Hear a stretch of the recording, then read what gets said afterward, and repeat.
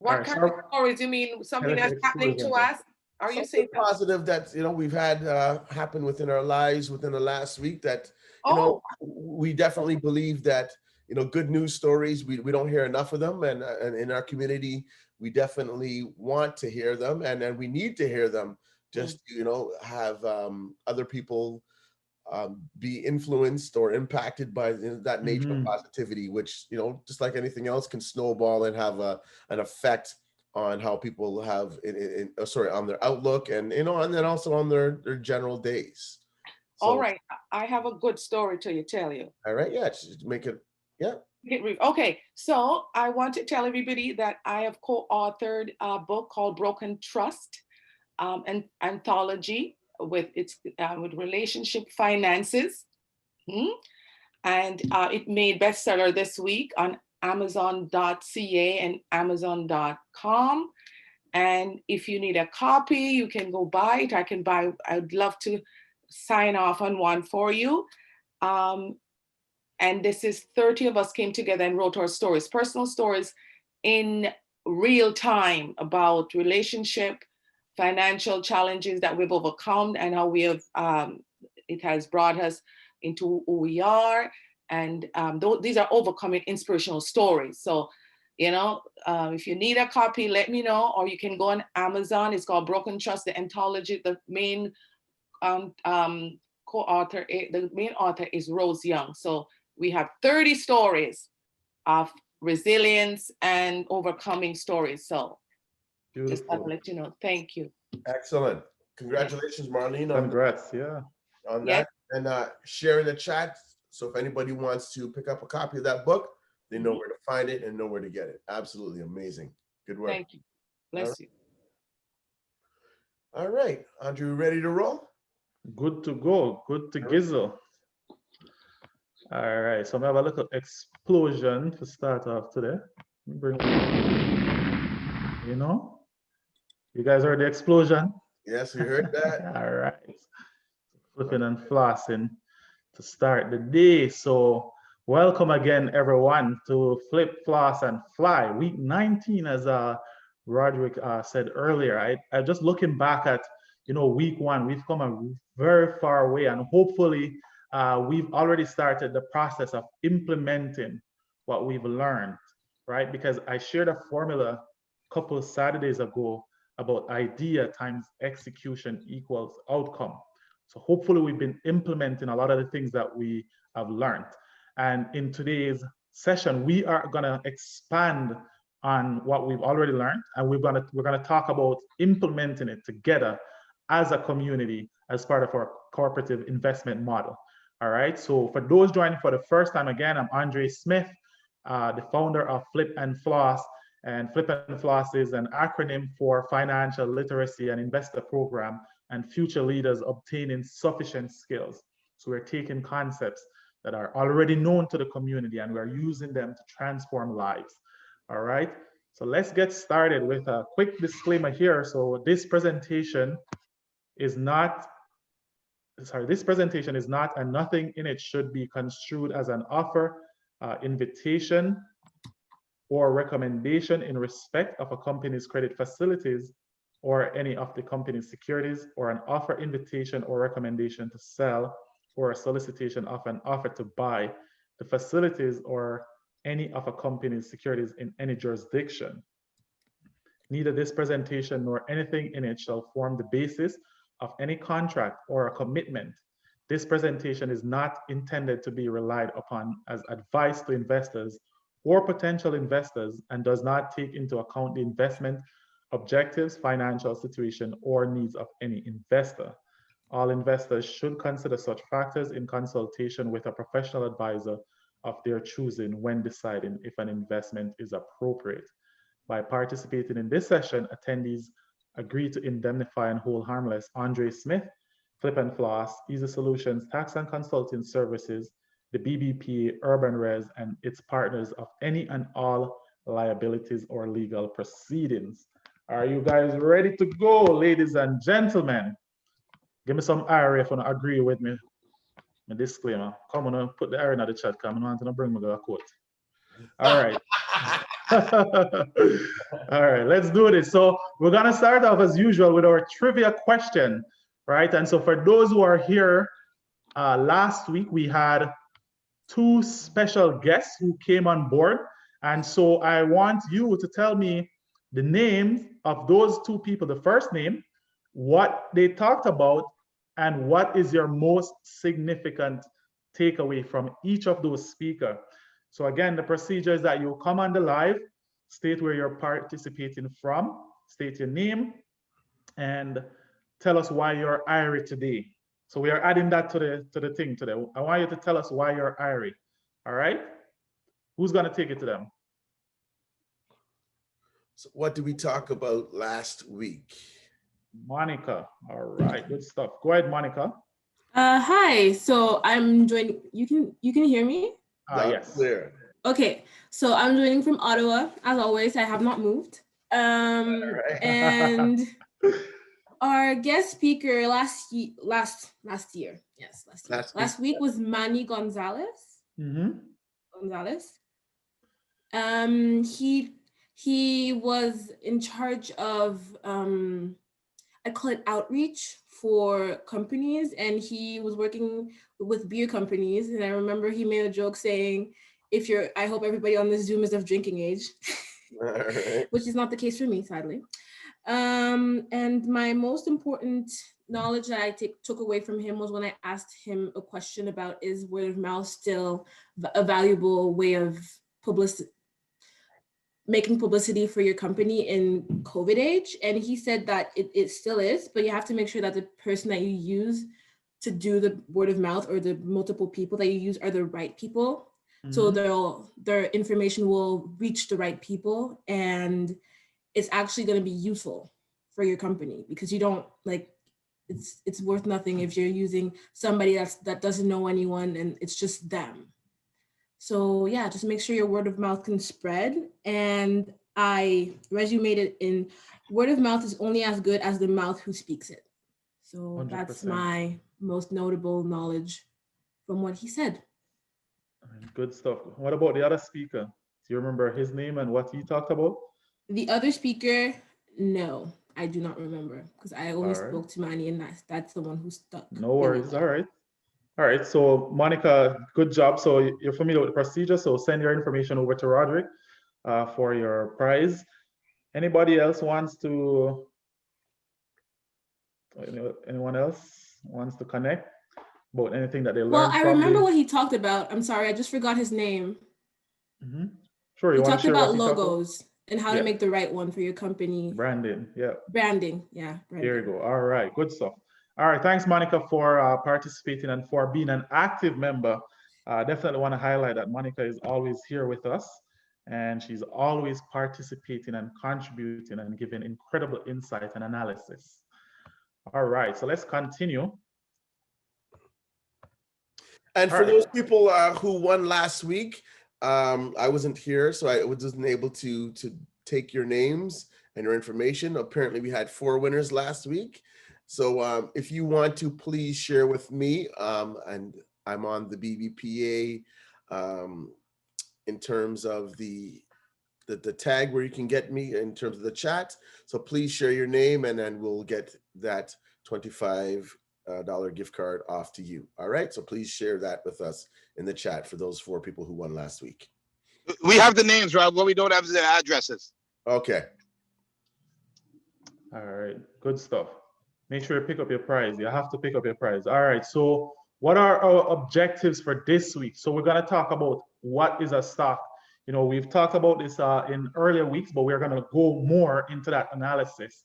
We're going to talk about how, you know, to earn income from a stock. So we're going to revisit that. But the major piece in terms of today is that we're going to go more in detail of how to do a fundamental analysis and how to research companies and, you know, be able to make an investment decision. So it's going to be exciting. So hopefully we have questions and interactions and lots of engagement, right? This is the nitty-gritty, as Jamaicans would say, of the matter. All right, so what is a stock? A stock is an investment. When you purchase a company's stock, you are purchasing a small piece of that company called a share. And I believe in our earlier session when we talked about investing in a stock, Michael highlighted the reason why a company issue a stock, right? In order to raise money, right? They call it equity. So the company issues these stocks to be able to get money from the public, to be able to assist that company to make important decisions, right? So that's the major purpose as to why a company decide to issue stocks, right? As for you as the shareholder, you are able to buy a piece of this company called a stock. So I see two hands went up. Somebody wanted to say something. Let's see, who's that? Okay, I think, so Monica, you spoke already. So Carlton, you had something you wanted to say, Carlton? Yeah. So I wasn't sure if Monica had her hand raised there for a question. I think it was from the previous question, yeah. Okay, got you. Yeah, so I'm quite interested in this because I've always wanted to learn a bit more about stocks. So stock and share, those are like synonymous? Correct. Those are interchangeable? Okay. Yeah. Gotcha. Cool. Yes. Awesome. So, all right, they use synonymous, but if you want like to go technical, a share, the share is something that it's issued and outstanding by the company. When you become a holder of it, it becomes a share. So you have a share. But people use them synonymously. But if you want to go technical, that would be the technical difference, I'd say. Okay. Does that make sense? Yeah. So like before you purchase it, it's a stock, but once you've purchased it, it's a share. Right. You're now a shareholder. Yeah. Right. Okay. All right. Cool. Thank you. No problem. Any other questions? That's a good question.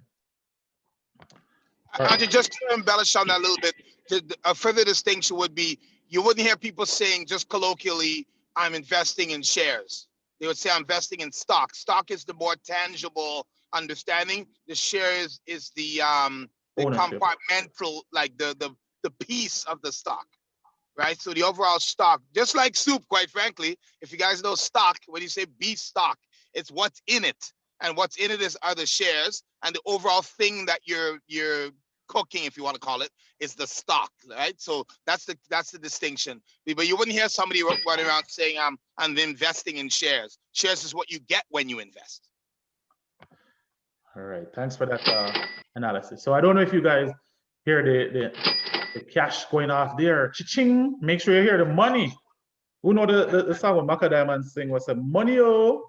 All right, so we'll talk about investing. As you as the investor, you're there to get a return, right? You want a return on your investment, or you'll hear people say ROI. So that's getting money back on your money, all right? So you're here to make money. How can we make money from an investment in stock or a particular company, right? So there are two ways that we're going to talk about each of these. All right, so the first thing is that when you purchase a stock, right? So when you buy that piece of the company and you become a shareholder, it gives you a say in that company, right? If it's a voting share, you get the right to vote at the annual general meetings, right? However, it's important to note, I want to qualify that say does not mean you can influence or change certain decisions on your own, right? You might be able to, so let's say they wanted to elect a new director and put it out there and you vote, your vote, it definitely counts toward the overall decision, but your vote alone cannot influence or dictate the outcome of the decision that they're trying to make. If you only own a small piece, right? You have to have significant influence or you have to be in control. So to have significant influence, generally speaking, that's considered 10% or more of the voting shares in the company. So companies can have different classes of shares. So they can have shares that entitle you to vote and shares that entitle you to a piece of the stock to earn dividend and capital gains, but you cannot vote. So now I have a question. Which of these would carry the most weight? A voting stock or a non-voting stock? Who wants to chime in and tell me which one would carry the most weight as an investor?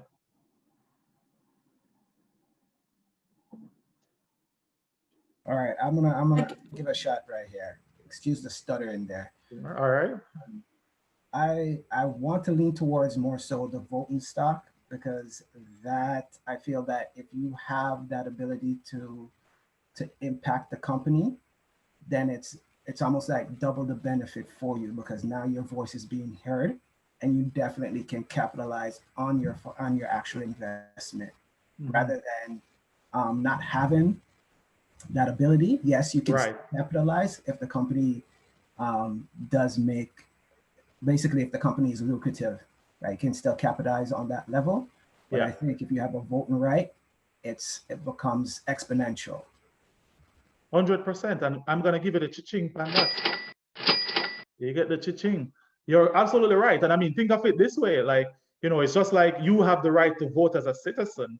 If you are new, let's say you're an immigrant and you don't have any status or whatnot, and you can't vote, then you can't make any change. You can't influence the decisions of that country, right? So having the right to vote definitely carries more weight than not being able to vote, all right? So thanks for that analysis, Jamar. I'll leave it to, you know, Farley and Roderick and Michael to decide if you should be getting a gift card. I think you deserve I one. think you got one on that one, my brother. You brought that 100%. Share your information with us, Jamar, and we'll hook you up, my brother. Monica, I see Monica hand went up. So Monica is going off with the cha-ching as well, or the money sound clicking off. Go ahead, Monica. I just have a question. Sure. Does a voting stock also allow you to have capital gain? Yes. So okay. Definitely. So do they cost more? No. Well, it depends. It depends. Sometimes the company will issue different classes of share, and maybe perhaps it might be it might cost more. So it all depends on the particular company, right? So for example, if we look at I believe it's like Google. Google have different classes of share. So their voting share overall, it costs a lot more than the other classes, right? The major, the one that the parent company stock overall is more costlier than the smaller shares. So it can be, not in all cases, right? And it also depends on whether or not, if you're looking at the specific company, then that particular company may have more than one class, and they have different price ranges. However, you can have a company in a similar industry that only has voting shares, and it might be cheaper than a company that has non-voting share, right? Does that make any sense? Okay, so if the company's big enough to have both of the types of shares, then they'll offer them, but if they don't, they'll just be merged together. Well, it's not really it's not so much the size of the company. This depends on what the objectives and the strategic priorities of the company. So if they it depends on the investor that they're trying to attract. So if they're trying to attract a certain type of talent, so let's say they want people who can help the business to grow and to give insight and strategic analysis and direction, then they would want to open up to voting, right? So that might be one of the reasons why they'll issue a voting stock versus non-voting, because they want to be able to hear from experts who are also investors, right? In addition to that, Andre, oftentimes voting shares are offered to people of influence. So for instance, if you have a company that is attractive enough to get Warren Buffett's attention, for instance, right. He's somebody, because he's so massively influenced in that industry, when whatever he does, a lot of people follow, like millions of people follow him. So when I say follow him, not social media wise, but in terms of his buying and his investment strategies and so forth. So giving a guy like Warren Buffett voting shares raises the value of the company. So it's actually a benefit to offer him voting shares, because he's going to entice other people to invest at any level because he's involved. So it's really influence and power and money, actually. Okay, so some companies can have no voting shares. Yeah, companies can have non-voting shares. Andre, may I chime in a little? I have my hands up. I don't know who's watching the hands up section, but can't be less disruptive this week by placing my hands up like that. Maybe Roderick is telling that you need to raise it in front of the camera instead. It's all good. I got you, my brother. You're up next. So, I didn't see your hand up in the thing, Michael. Sorry about that. Go ahead. All right. So when we talk about stocks and shares, again, you had it earlier that it's interchangeable and sometimes it's confusing, but we know what we mean when we talk about stocks and shares. But in a corporation, this is a point I want to re-emphasize. that a corporation is a legal entity created by the government. And there's a lot of rules around the corporation. And one of the rules is you have shares that you issue to persons who own it. Remember, many sessions ago, we talked about the sole proprietor and the partnership and so on. Right. In this case, people who own the company are called shareholders. And every company has the very basic that they call ordinary shareholders. And these people, because they own the company, they have the right to vote. Now, the other shares, the other classes of shares that is created, and just remember that a share is actually a contract with the company. A share is actually a contract with a company. And so as the company itself look to see different type of people they want to attract, as Farley mentioned earlier, they may want to attract a Warren Buffett, or they may want to attract a Mike Pinnock because of his technical skills. Some people go into business and they're willing to risk their investment. And the ordinary shareholders are those people who are willing to risk their investment, and for that to give them the right to vote. You have other people who don't want to risk their investment. And so they create these different classes to accommodate different folks. So the very, very, very, very basic share you'll have is always an ordinary shareholder who gets the dividend at the end of the day. If the company winds up, he loses his investment. And then you create all sorts of layers after that to accommodate different people. Different people, yeah. So you always have, I think there was a question of whether or not a company could have ordinary shares. Every company must have, whether they call it ordinary or otherwise, there must be a class of shares that is at risk if the company fails. They tend to call it common or ordinary or something. I think it's preferred share.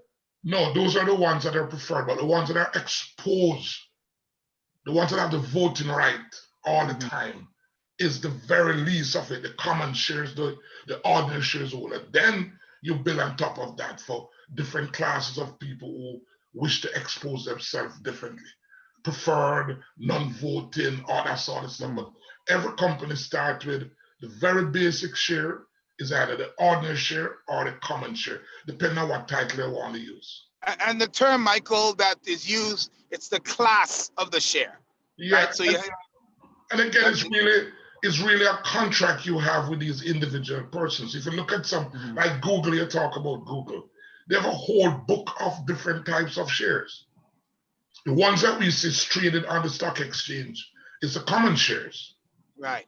But the others, if you look in their playbook, they have about 20 or 30 different classes of shares for different people with different risk appetite and for different reasons. So the message I want to convey, Andre, is that every single company must have ordinary shareholders or common shareholders. They tend to have the voting, and they're the ones that lose if the company fails completely. Right. Yeah. So from what I know, the ordinary and the common share is pretty much interchangeable. They're one of the same. And I think the safer stocks, so the ordinary, just like you said, they risk losing everything when the company goes out of business.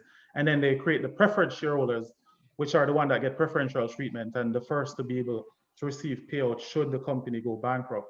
But yeah, I do agree with the points raised there, definitely. So if you know, and as investors, I think like RBC and some of the other banks, you will be able to buy their preferred share on the market, on the exchange, right? So those preferred shares generally safer, and they give you they pay dividend as well.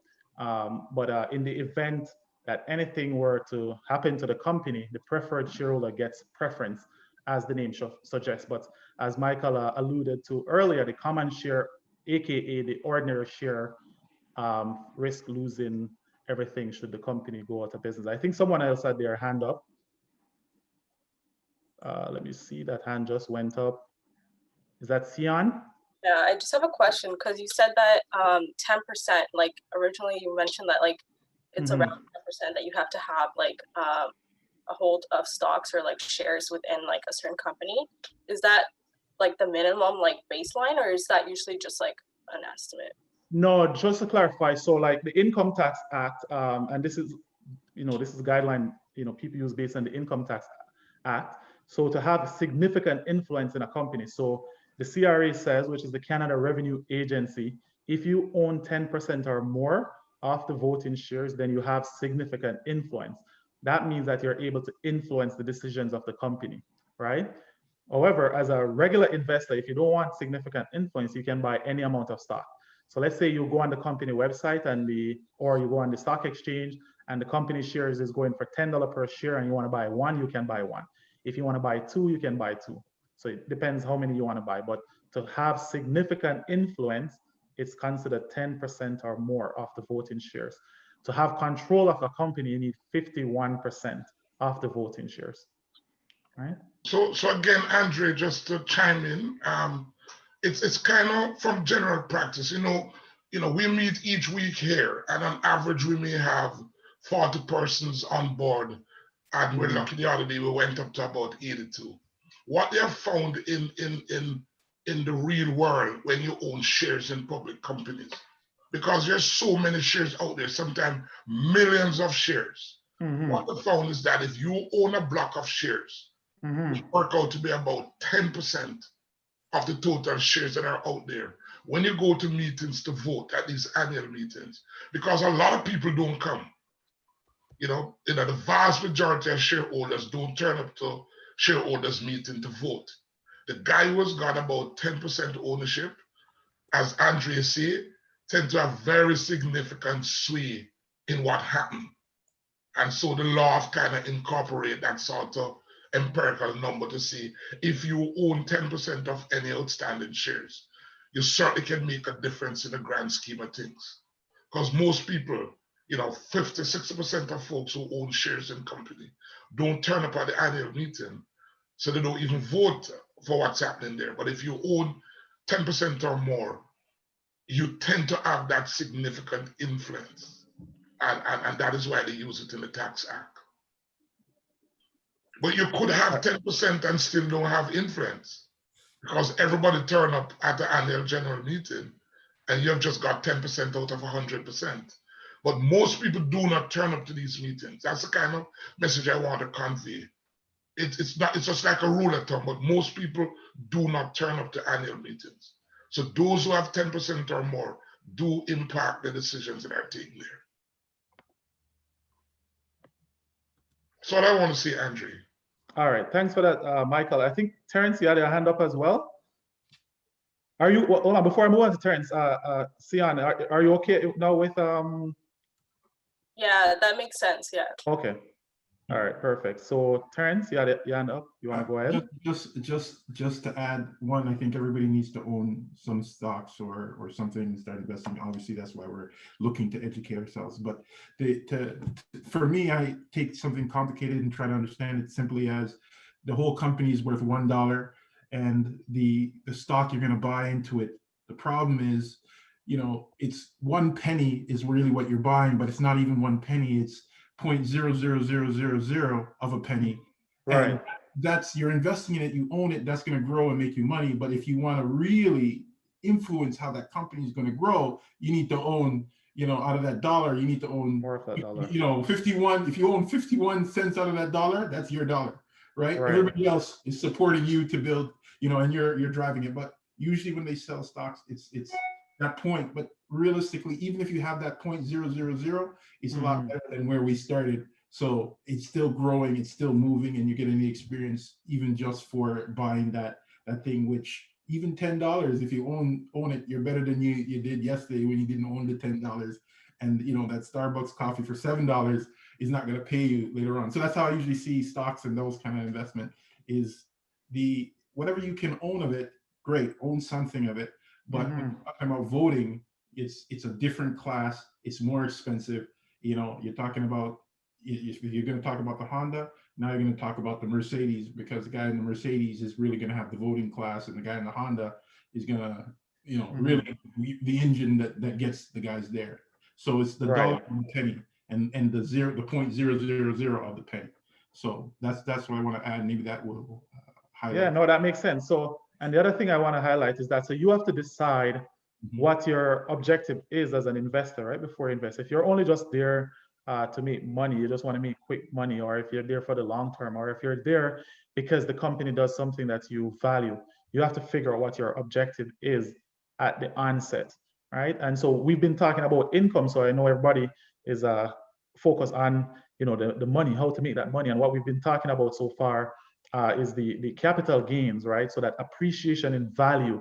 So if you put $10 today and it goes up to 20, then that additional $10 is a capital gain, right? That's that increase over what you put in the investment. And the stock market is driven purely by demand and supply, the law of demand and supply. So if it is that people are buying more of that same stock, then the price will go up, right? Because of that demand. If there's an increase in demand, the price goes up, right? And the opposite is that if there's excess supply, the price goes down. So not to bash, I won't call any name in this example, but if somebody has significant influence or a significant portion of a stock, so like, let's say you are a day trader or a short-term investor, and this what some people do who have influence because of their name and their reputation. Some of them, not all, they will hype up a stock or they will publicly announce their interest in that stock. They buy a position at a low price, right? And then it creates that momentum and that increase in demand.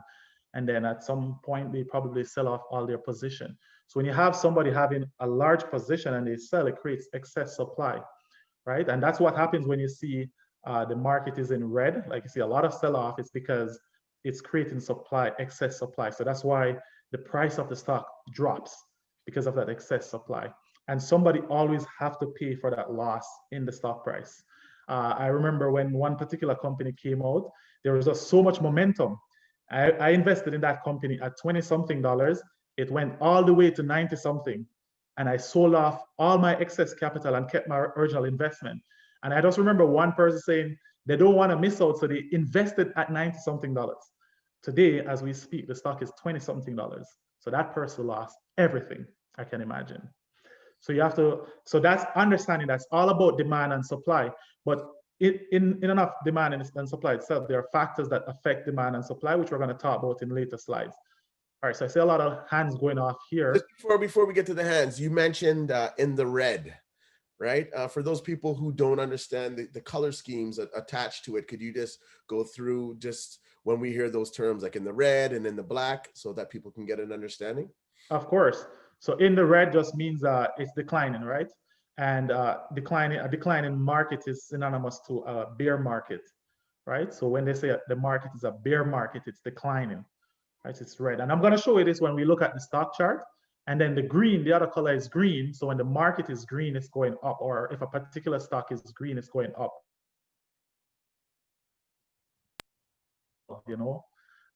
So, all right. So those are the two color schemes there. I'm getting a lot of reactions here.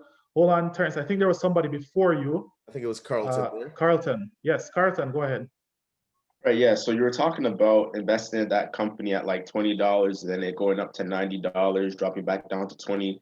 So is that, let's say for example, that $20 that you bought, that you invested at. So would that be $20 per share that you bought? Correct. Yes. Okay. Yes. And then an investor would buy however many shares that they want, whether it's right. 5, 10, 20, or whatever. Okay. Exactly. Gotcha. So they may only lose $40, I don't know, or 30, or whatever it is, but yep, we had another question. So the bigger the amount that you put in, the bigger your risk, right? And we'll talk about ways we can manage those risks in future sessions. Using a dollar, it's basically you sold the penny for $20, and then that same dollar is now worth $10, but you bought it originally, that penny, at whatever you bought it, and it's gone up. And I just wanted to add another thing which was interesting this year that I just discovered out of it. This is weird. When they're talking about bull market, they mean it's going up because a bull raises his head up, right? And I guess to throw somebody. And when they're talking about bear, which is weird, it's red because the bear, when he slashes down, so that means he's going down. And then if he does slash you, then that's the red. So red is you're losing money, green is you're making money, which is weird. all over when you're talking about stocks, because there's guys that we know that make money going down, making money going up, but bull is going up, green, and bear is going Flashes down. down. That's a good analogy. And here's the thing, do not think that a bull versus a bear is a bad thing. You have to figure out your strategy. There are people who trade options, right? Who want the market to decline so that they can make money, right? And there are people who want the market to go up so they can make money. So don't think of one as being bad or one as good. You have to know what your strategy is, but it's good to know what both of them are. And so I like that analogy there, Terrence. And I think it's also important, Andre, to differentiate between a day trader in terms of how that process works versus obviously the long-term strategy and an investment. If you just touch on that, so people got an idea of what that looks like. Yes. So a day trader, as the name suggests, they trade each day, right? So if I get up today, so the stock market, let's use it here in the Toronto Stock Exchange, it opens at 9:30 a.m. and closes at 4. So if I get up today and I buy a stock, I invest, let's say $5,000 in company ABC, and then I sell those stocks by the end of the day, and I make a profit, well, profit or loss, the fact that I sell the stocks by the end of the trading day before 4, that's considered day trading, right? So it's trade within each trading day. You cannot, if you buy this, let's say you buy the stock at 9, you sell it at 12, and then you buy it back at 2, then that is not day trading. That's intraday trading, right? So it's good to know that distinction. So some people, and have to understand the mechanics of the market, because when the market just opens at 9, and sometimes even before the market opens, there's a lot of activity. And by activity, I mean either the stock is going up or it's going down, right? So sometimes as the market opens at 9:30, you might see a stock drop by 50%, 60%, or it might go up. So the market is usually very active at 9:30 in the morning, and it starts to slow down by 11 and 12 and 1, because people are winding down and going toward their lunch break, right? So the market behaves generally as though an individual would behave in their day-to-day work life. So it picks up in the morning, very active, by 11, 11:30, 12, 1, slows down, and then by 2 o'clock or so, it starts picking up back again. And by close to the end of closing, between 3 and 4, a lot of activity again, right? So there are methods to the madness, and there are behavioral patterns that people will analyze and try to figure out how to make their decisions. And then a long-term investor, people have different timelines for what is considered long-term. For me, I'd say anything 6 months or more is a longer-term type of investment. Sorry, go ahead. Go ahead, Freddie. I was just going to say the nature of that activity is we should also talk at some point about what societal influences affect the nature of that activity. So it's in this slide. Sorry, it's in this presentation toward the end. So politics, you've got politics. I'm driving. So is there politics and things like that integrated there? Yep. So a lot of factors are there that can affect. Great. So I think Monica has her hand up. Monica? Yes, I just had 2 small questions again. What exactly is a dividend? Yep, good question. And what was the other one, so that I can tackle and the other one is, you're saying that if the stock is worth $10, you buy it at $10, but I thought there were costs associated to buying stocks. All right, so that's good. Monica is listening.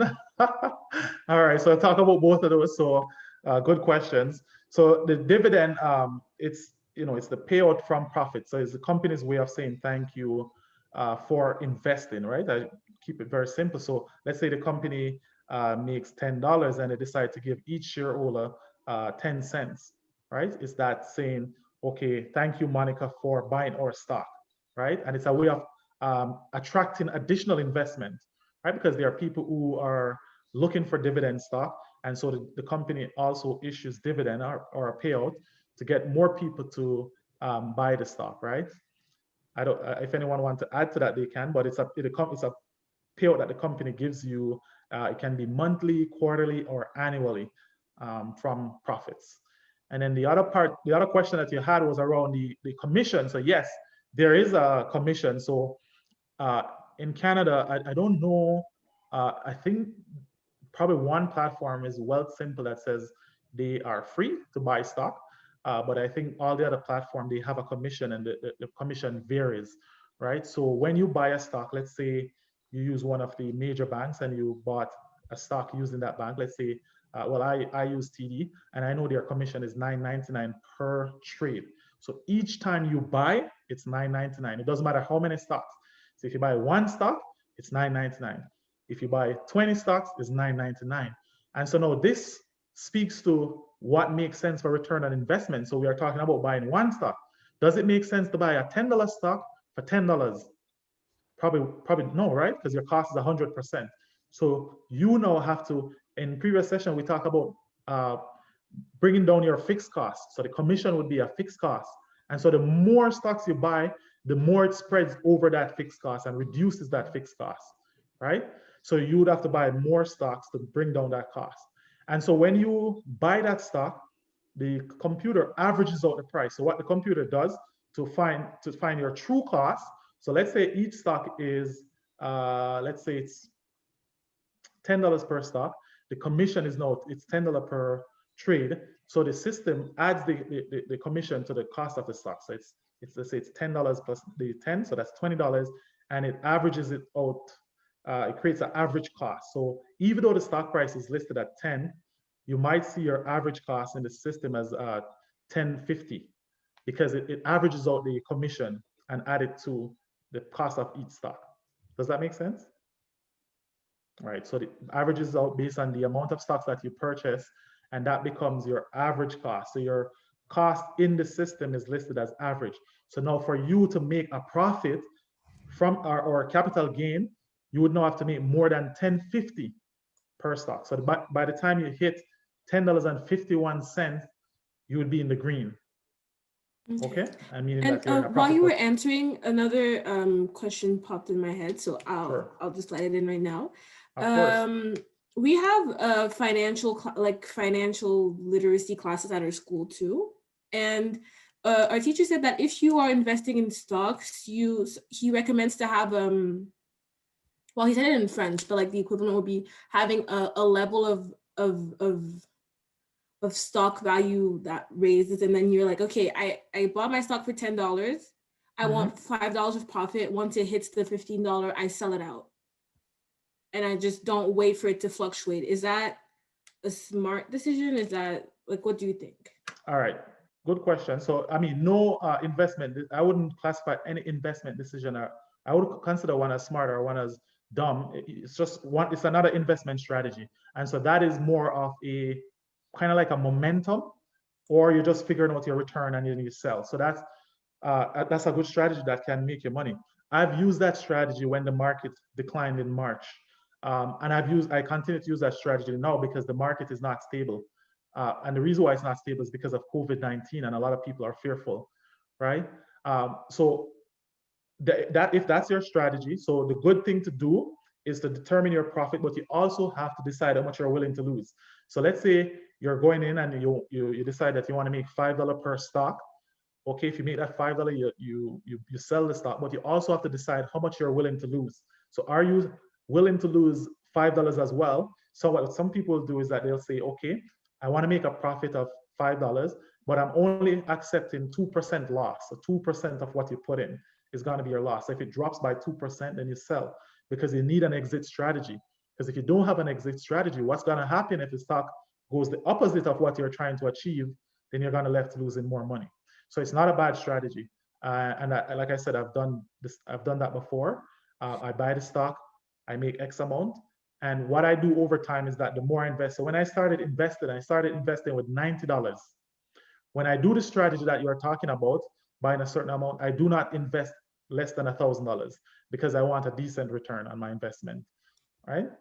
So you have to look at your costs and what's the decent return, because if you only put in $20 and you're getting $5, and so you put in $20, you buy each stock for $10. So when you sell both of them with a $5 increase, your profit becomes 10, right?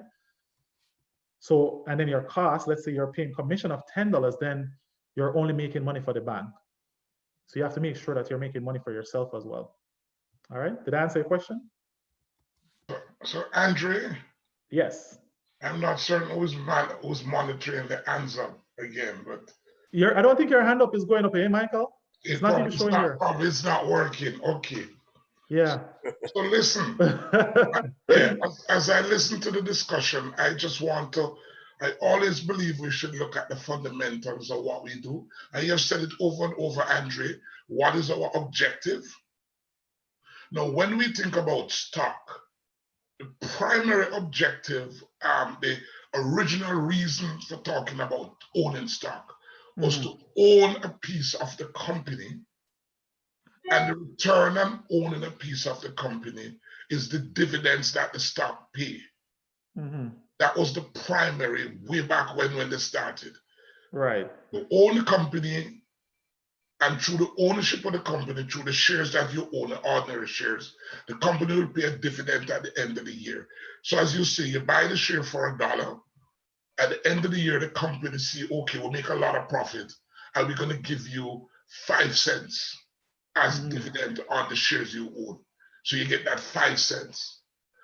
As the thing morph over time, and you talk about day trading and all sort of stuff, then you get other players in the market who is not there just to own a piece of the company. They're there to see how quickly they can make a profit, not from dividend, not from owning the shares for a whole year and be paid dividend, but how they, as you talk, the demand and supply for those shares during the year. And so, as you rightly say, there's really no smart or dumb approach. It's what is it? So, if I'm a whole age guy now, I'm on the other side of life. So if I go own shares, I'm thinking, okay, I probably want to own it for 5 years to do something down the road. But if you're just in there today and say, okay, I've got $10 in my hand today, can I make $5 on it, and how quickly I can do that? You might buy one of these growth stock and hold it for a week and then sell it as the price reach that stage. But I agree with you, Andre. It's not a smart or dumb. Is what is the objective? And the primary objective was to own part of the company. There's secondary and tertiary objectives now. Sometimes it's just to put some money because you're liquid and you want to put some money rather than in a savings account. You put it somewhere where it earns a little more interest. Or you want to make some profit. So that is how you look at it. What is your objective and how you can achieve that on the stock exchange? Definitely. It goes right back to the individual investor's objective, because I know some people who, like, day trading is literally their full-time job. Right? They day trade every day and they write off their expenses. They write off a portion of their household expenses as business costs. Right? So it goes back to the objective, right? Some people, they invest because it's their retirement fund. And one of the popular investment here in Canada or companies is Enbridge, that a lot of people use as a retirement fund because it pays really good dividend. It's one of the best dividend paying stocks here in Canada, right? So you have to figure out, Monica and others, what is it that you're trying to achieve? Is it that I want dividend? Is it that I want a piece of the company? Am I in it for the long term? Am I in it for the short term? Is it that, just like Michael said, I'm in a liquid position and I need cash? Do I just need a $300 every month to help pay off some bills? Whatever it is that your objective is, you have to figure out why you're investing. And so, Andre, sorry, just a quick one. A lot of the pension funds, they talk about the 401k in the States, and so a lot of the pension funds, because they are long term, goes into ownership of shares with the idea of either getting a dividend or capital gain down the road. Exactly. So that is their objective. Right. All right. Let me see. I saw some other hands up. Carlton, did you still have a question? Yeah, I just had a quick question. So just backpedaling to just looking at my notes here. So basically, like how you were describing commission and how it's like distributed amongst the shares that you buy. So like basically what you were saying is that the commission, however much it costs, depending on where you're investing from, is spread across those shares that you buy at once. That's right. So like the more shares that you buy, the less impact that commission has on each share. That's correct. On each purchase, yeah. Yeah. Okay. That's awesome. Gotcha. It's more like a service fee. Commission kind of alludes to a percentage, whereas a fee for the transaction is what the $9.99. If you're referring to the $9.99, it's more of a fee. A commission is usually based on a percentage of a total amount. So this is a slightly different terminology. So let's say, Carlton, let's say you had an apartment, right, that you're renting, and let's say your rent each month was $1,000. If it's you alone paying that $1,000, then it's just $1,000. Let's say you got a second roommate, right, and you can split it 50-50. No, you pay 500, the other person pay 500. So the rent itself is a fixed cost because you still have to pay the $1,000 each month. But the more people that you bring in on it to pay a portion, the lower it becomes for you as an individual, your fixed cost. Right. Does that make sense? Yep. Yeah, that makes sense. It works in a similar way. So the more it's spread, I don't know to what extent. That would be an interesting question. To what extent does it spread? Because you still pay the cost. It's not like it's going to dilute to nothing. Right. Yeah. Yeah, but to what extent? That part I would have to figure out.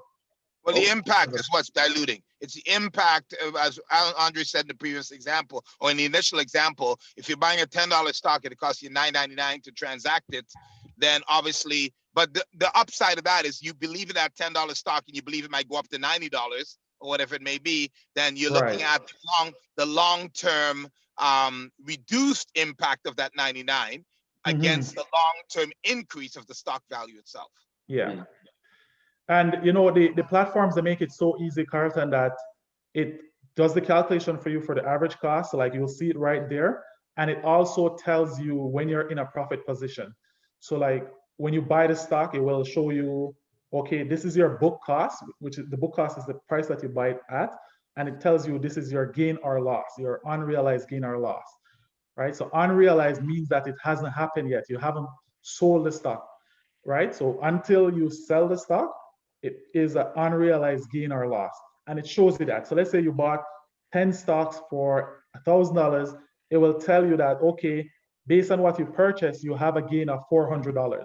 And you can say, okay, I'm going to sell this stock. And right away, you know that you would walk away with $400. So it tells you how much you're going to be walking away with or how much you're going to be losing. All right? And a part of that calculation, Andre, is what the taxman wants his cut. That is why you have to be doing all that detailed tracking, because when you file your return at the end of the year, any gain, realized or otherwise, attract taxes. But as a good point Michael made, and this is why we are here. So now we're going to talk about that. So we talk about the tax. So yes, there's definitely tax. But remember, we're talking about building, maintaining, and transferring wealth. So what are some of the strategies? There are things you can do to offset that. So the first one and the best one for us as individuals is tax-free savings account, right? So if you buy through the tax-free savings account, once you do not exceed your limit, then that amount is exempt from tax. All right. If you go through a margin account, then you'd have to pay that capital gains tax and the tax that Michael alluded to. So let's say you made 10 grand for the year, half of that, generally speaking, is subject to tax at your marginal rate. So let's say your rate is 40%, then on $5,000, you'd have to pay 40% tax, right? If it's not in a TFSA. If it's in the TFSA and you've not exceeded your limit, the return is exempt from taxes. One thing to note with the TFSA, now that we're talking about tax, I'm kind of going off topic, is that if you incur a loss, so how it works, so let's say you make a gain of X dollars, let's say 10, and then you made a loss of $5, right? In a margin account, you'd be able to subtract the loss from the gain, right? So if you made 10 and 5 loss, you take out $5 from that gain and you only pay tax on $5, right? In a tax-free savings account, that loss is denied outright. It doesn't matter how much the loss is, whether or not the loss is bigger than your gain. In a tax-free savings account, that is denied. Because the CRA is of the view that it's already an advantage to be investing in a TFSA. So they don't want to be given a double advantage. All right, so but we'll talk more about tax, because for the next coming week, we're going to be talking about the cooperative investment and how we're going to, what that will look like, and what are some of the things that we need to factor in as we go along. But great question, great point that Michael brought up there. I see the guy looking at the tax there with the pen in the background. So you always have to ask yourself, what's the tax? All right, so now we're going to talk about, how to decide which company to invest in, right? And Mike Farley and Roderick and I had some great conversations about this. And so, I mean, anyone at any time, feel free to jump in and to add or subtract anything. But what I do, right? And so we are going to look at some live platforms to figure out, like, companies to invest. So it's sometimes overwhelming for individuals to figure out what or which companies to invest in, right? And let me just go back to the previous slide. So just before I go into that, so there are two types of analysis that investors generally use. So there are some investors who focus heavily or only on fundamental analysis. And a fundamental analysis is where you're looking at the foundation of a business, the things that makes a business thrive or why a business is successful. And we're going to explore some more of those in future slides. And then the next analysis is technical analysis. And technical analysis is where you're looking at the movement of the stock. You're looking at the price, the volume, and the quantity to make decisions and prediction about how the stock will behave. I'm only going to talk about fundamental in this one because if I start the technical, everybody's going to sign off. All right, so we know what the fundamental is, and you can use one of the two or you can use both of them. There's no, one is not right and the other is not wrong. It just depends on what you prefer as an individual. So when we want to make a decision about which stock to invest in, the best way or the best place to start is with the industry, right? So you look at the industry. So let's say you want to invest in EV. So EV right now is a big thing. And I know a lot of millennials are on here and we're all, and everyone here is concerned about the planet and environment, right? And so, everybody's drive vehicle. And so people talking about clean technology. And so a lot of people are excited about electric vehicles. So EV is electric vehicle, right? So you start with that particularly, want to invest in electric vehicle as an example. So let's say that's the industry. You start there. But we know not all companies are created equal. So even though we have this whole industry, construction, EV, or whatever the case is, and let's say there are 50 players in that industry, it is possible that probably only 10 companies are doing well in the entire industry or the entire sector, right? Or maybe all of them are doing good. But we know that not all of them are doing the same. So we definitely want to look at those particular companies to see which ones are doing well and the ones that are doing not so well. All right. Or which ones will do well. Or which one will do well, exactly. And so when we look at that company, so but in order to assess that company, we are going to look at the fundamentals, the things that makes the company successful. So what I want to do is to bring up, this thing is on a timeout. I'm going to bring up, innovation and science and economic development in Canada, and we are going to look on, some of the industries that are here in Canada. All right. So it's important. Andre, can I just say that in terms of the cooperative investment that we want to do with our participants, I really encourage you to listen to this segment of the presentation because you will be able to contribute to some of the decision-making process. It's not just, we don't want to decide for everyone. This is a cooperative. A cooperative means all the ants get under the leaf and move it from point A to point B, right? There's no head ant or no sub-assistant, VP ant, et cetera, et cetera. They all get under it and they move the leaf from point A to point B. So please pay attention. And a quick reminder to send your email. We got about 23 emails so far for folks who want to participate in the cooperative investment. The magic number is 50.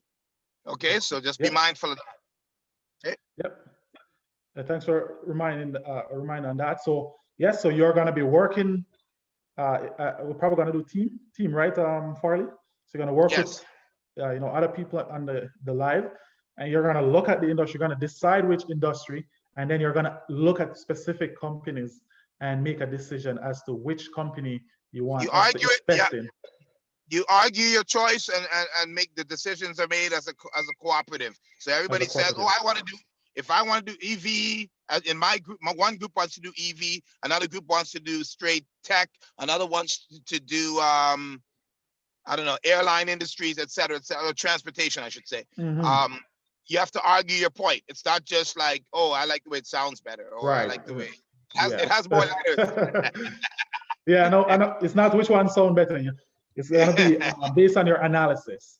So you're gonna have to do the work and then come together as a team and discuss which one you think is better. Right. But just, like when you're doing your research, so this is one website you can go. So Innovation, Science and Economic Development Canada. Or what you can do is just Google what are the different industries in Canada, okay? And this website will come up.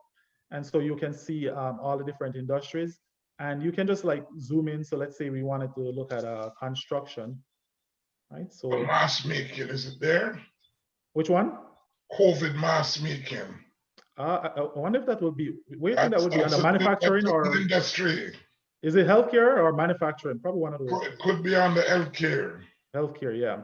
So or what you can do is that you can simply see if you can Google which industry COVID mask making falls under. All right. Let's see here. So, all right. So yes, you look at the industry. So that's the first place. Other platforms that you can use to look for industry is let's say Trading View. All right. Let's go to Trading View. All right. So all right. And then under Trading View, so like you'll see, let's see, I'm gonna see here. So you go to the market. So we're gonna be looking at stocks, right? So you can look at, when you go to Trading View, you can look at different, there are different qualifiers that you can use. So you can look for large capitalization. You can look for top gainer. So capitalization is the number of shares outstanding, issued and outstanding times the current market price. Let me just show you what that is. Let's look up a stock. Just a quick question. Is Trader View useful for picking the company or picking the fundamentals? Both. Okay. Can use it for both. All right, so that market capitalization, so good question, is here. So this is what market capitalization is. So that MKT cap. So Shopify has a market cap of 163.75 billion. So I would say if you need to buy Shopify right now, you need 163 billion. They're probably going to put a premium on it, but you know what? All of us here can buy it together. All right. All right. All right. That's ants moving a heavy leaf. Exactly, right? That's moving a tree. Yeah, ants moving a boulder. So once you go to the stock and you choose what qualifier you want to use, large cap, it doesn't matter.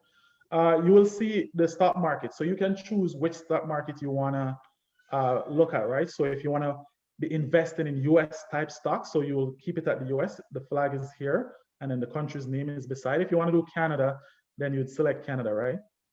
And then it will give you all the different companies here. So this search that we're doing is this is just going to give you the specific companies based on market cap, because that's what we're searching right now, market capitalization. But to Monica's question, let's say we want to search by sector or industry, instead we'll go to sector or industry. Can you see that, Monica? Yeah, I see. Okay. And so then you'll see the different sectors here as well. So there's commercial, there's communication, there's consumer durable, electronic technology. So this is probably where EV would be, I think, or maybe it's under EV, but non-energy minerals. So these are all finance, if you want to look into banking. So these are all the sectors. So you can search. So let me do that again. So you go to Trading View, right? So you're going to need to do this in the assignments. So I want to make sure everyone, if you have any question, please ask. All right, so you go to Trading View. If you're a safer investor, so why would I search by market capitalization? Perhaps I'm looking for companies that are, quote unquote, safer. And so the larger the capitalization, it gives us some assurance that, this company is likely to be around longer. Notice I say assurance, and Michael can speak to assurance. In auditing, we use assurance, and we say, because we cannot say that we never say 100% assurance. We never guarantee. So we use assurance. Reasonable assurance. Reasonable assurance. There you go. All right. So if you just a quick insertion. Sorry, Andre. Just quick insertion, folks. Anybody who has Netflix, or actually it might even be on YouTube, just search for Warren Buffett and listen to his investment strategy. He's probably the most successful, I guess, Andre? Yeah. Yeah. He is, yes. Yeah, and there's also, if you're looking for someone that's Black, there's Robert Smith as well. Yes, Robert Smith would be great. Yeah. And He all actually these just donated $50 million to some charity. He's worth $5 billion. Right. Right. Also, next week, and this is we're going to be having the promo coming out on this. Farley and I had the opportunity last week to speak to Dr. Boyce Watkins. He's one of the most renowned Black economists in the United States. So he's going to be joining us next week also to come in and speak about cooperative economics and cooperative investments. So when you get a chance, Google Dr. Boyce Watkins. He often has great stock tips and what he's going to be buying. And he himself is a day trader. So he can give you. Oh, he day trades. Oh, nice. Yeah, that's what he's a professor at I believe 2 universities at this point, but he'll give all that information. But he's also an avid day trader. And he shared with us that's where a lot of his income comes from at this point in time. So yes. Dr. Boyce Watkins will be joining us next week. Definitely tell everybody you know to come and hear this brother speak on exactly. He'll be speaking on what we're going to be doing for this cooperative investment, but also sharing a little bit of his insight and his intelligence about this whole aspect of Black financial literacy too. And I actually want to highlight. Huh? I was just going to say, I hope folks are recognizing that this is, at this point in time, free intellectual property of great value. Andre's mind, Michael's mind, Rod's mind, Dr. Boyce Watkins' mind, never mind my mind, but it's all good. But seriously, it's really important. Nadine comes on and shares, like, actually, even your own intellectual property. You've got several people on this call who contribute consistently, right? And I hope the folks who, when we encourage you to show who you are and all these things, that's all we're asking for payback is engagement and application of what you're learning. Knowledge, once again, that is not applied is whatless, okay? You have to apply the knowledge you gain. 100%. I was just about to say that, I paid thousands of dollars for what I'm distributing now in business school. A lot of money. It's not cheap. One of these courses in CPA is about $1,500. So it's great knowledge and insight. So bring as many people as possible to, to learn. All right. So when you're doing that research, so you can use TradingView. It's probably, I would personally go here or bar chart or some similar platform because it has all the information. So if you were to go to Innovation Canada, you'd be looking up industry or the types of industry, and then you'd have to come back and you'd have to Google search specific companies. Whereas if you were to come here, you could literally just go to industry and sector, and it will give you the different industry and sectors, but also it will give you all the companies within that sector, as well as their stock chart information, right? So it will tell you the change, right? So if you look here, you'll see the change, the price change, right? You'll also see the investors' rating of the stock, right? So there's a buy rating right now, right? There's also a sell rating here. So for this one, there's a sell rating. So this, and one thing to note, so if an analyst says buy, doesn't necessarily mean that you have to buy that stock, or if they say sell, you have to sell. I just want to highlight that. That's someone looking at their fundamentals or whatever they looked at and coming up with that rating, right? So I've still bought stock where analysts, the majority is saying buy, and I've still bought stock where the majority is saying to sell. So if it is that you've looked at your fundamentals and you know that this decision is sound, then you can still move forward, all right? So this platform. I have a question. Sure. Can you see when we raise hands when you're screen sharing? Yes, sometimes it pops up here, but it depends on. It looks like Tanisha has got Okay, a. well, Not that Anisha. was Oh, not my yes. question. I did see you touch. My apologies. Huh? Go ahead. Sorry, not Um, Tanisha. Sorry. Okay, Not go ahead, Tanisha. Monica. Then we're gonna get Okay, to Monica can go first. She wants. Thank you, Tanisha. I like Alright. your name. It's really pretty. Actually, it's not Tanisha you. though. Oh, it's Tanisha. Tatnisha? Yes. Tanisha. Tatnisha. Okay, yeah. When you say the side of the industry, like I didn't see electrical cars in industry. Like, is it an industry? Is it a sector? Is it a type of company? Like, what's the difference between sector, It industry, and might company? be, I don't know. I think there's a sector called clean technology or something like that. It might be under that one, or it's probably not listed there because I think EV is a newer, well, it's not a newer thing, but they might have something else for it. But if you wanted to Google like specific companies in EV, you could probably just go to Google search if it's not listed there. It's probably just a case where they don't have it there. So companies. Okay, because both of the websites weren't using industry; they were using sector. Right. So, yeah. Right. So if you do a quick search, it will show you here. So you will see. You can just do a Google search. If it's not listed on the platform, if you do a Google search, top electric car companies, right, and it will give you the specific companies. And then that's so it's probably not that. Maybe they haven't classified it as a full industry, but maybe it's just a sector.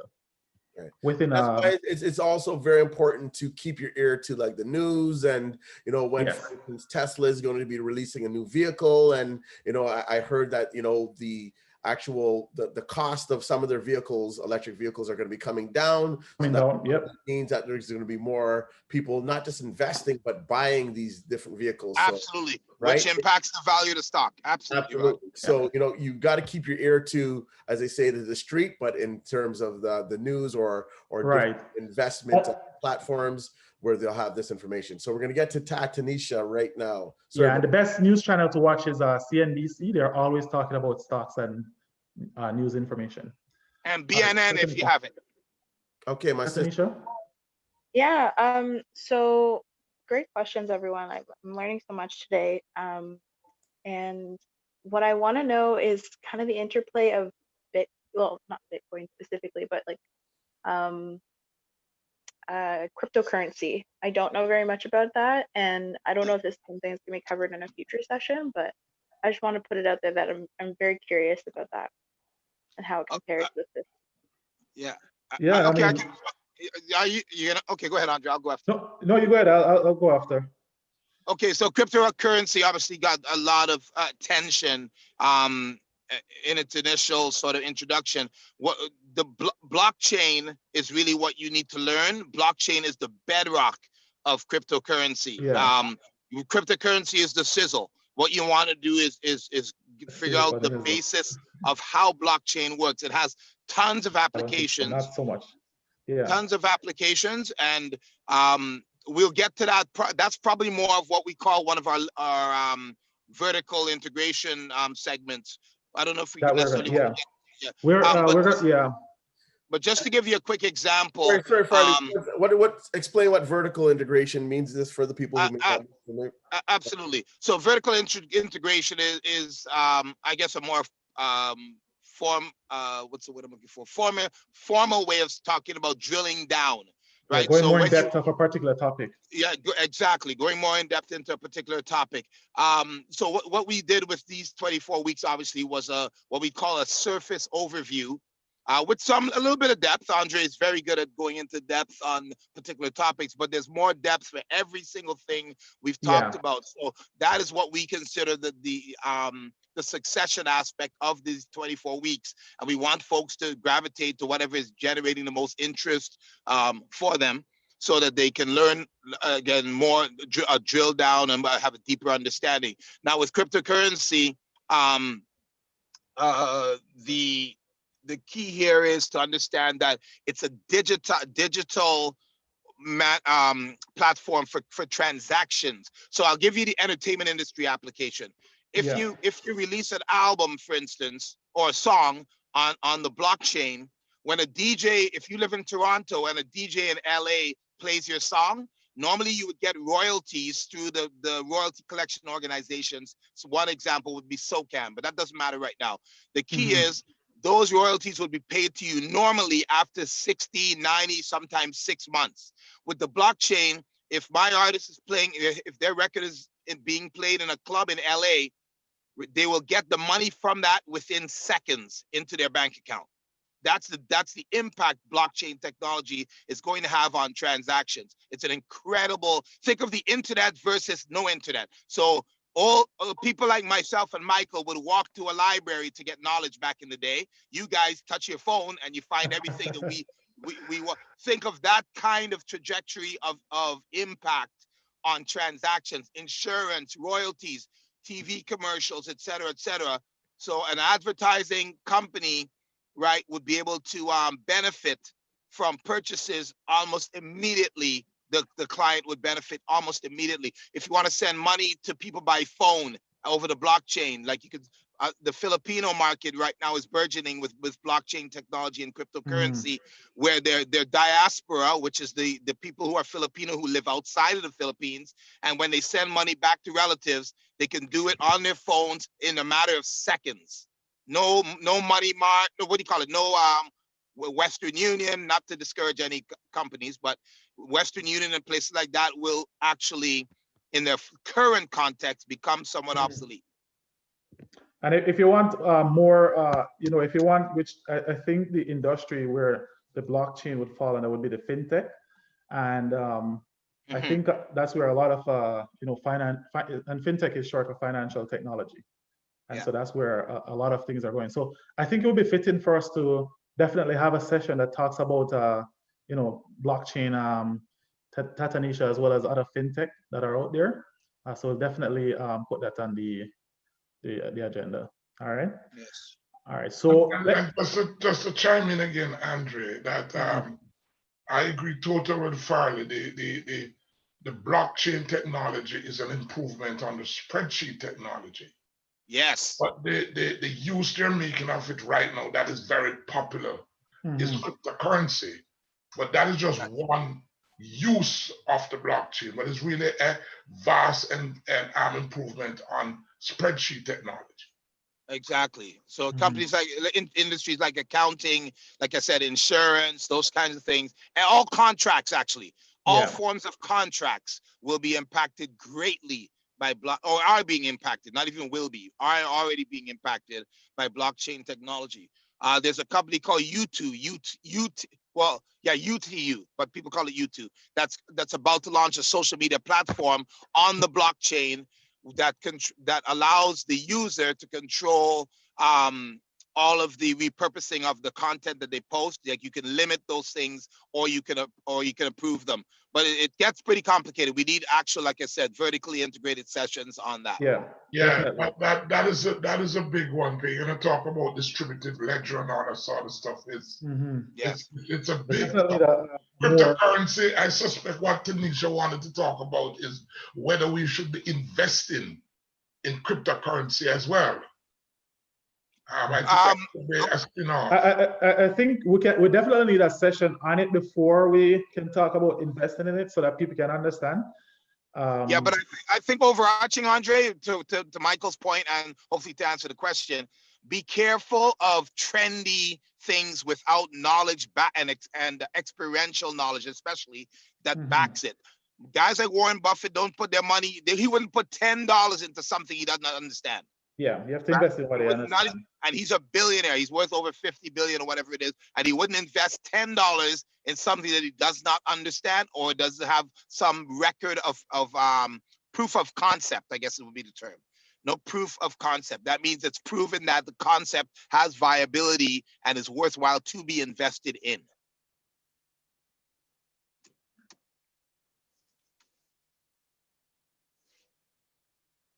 Okay, just checking some of the chat.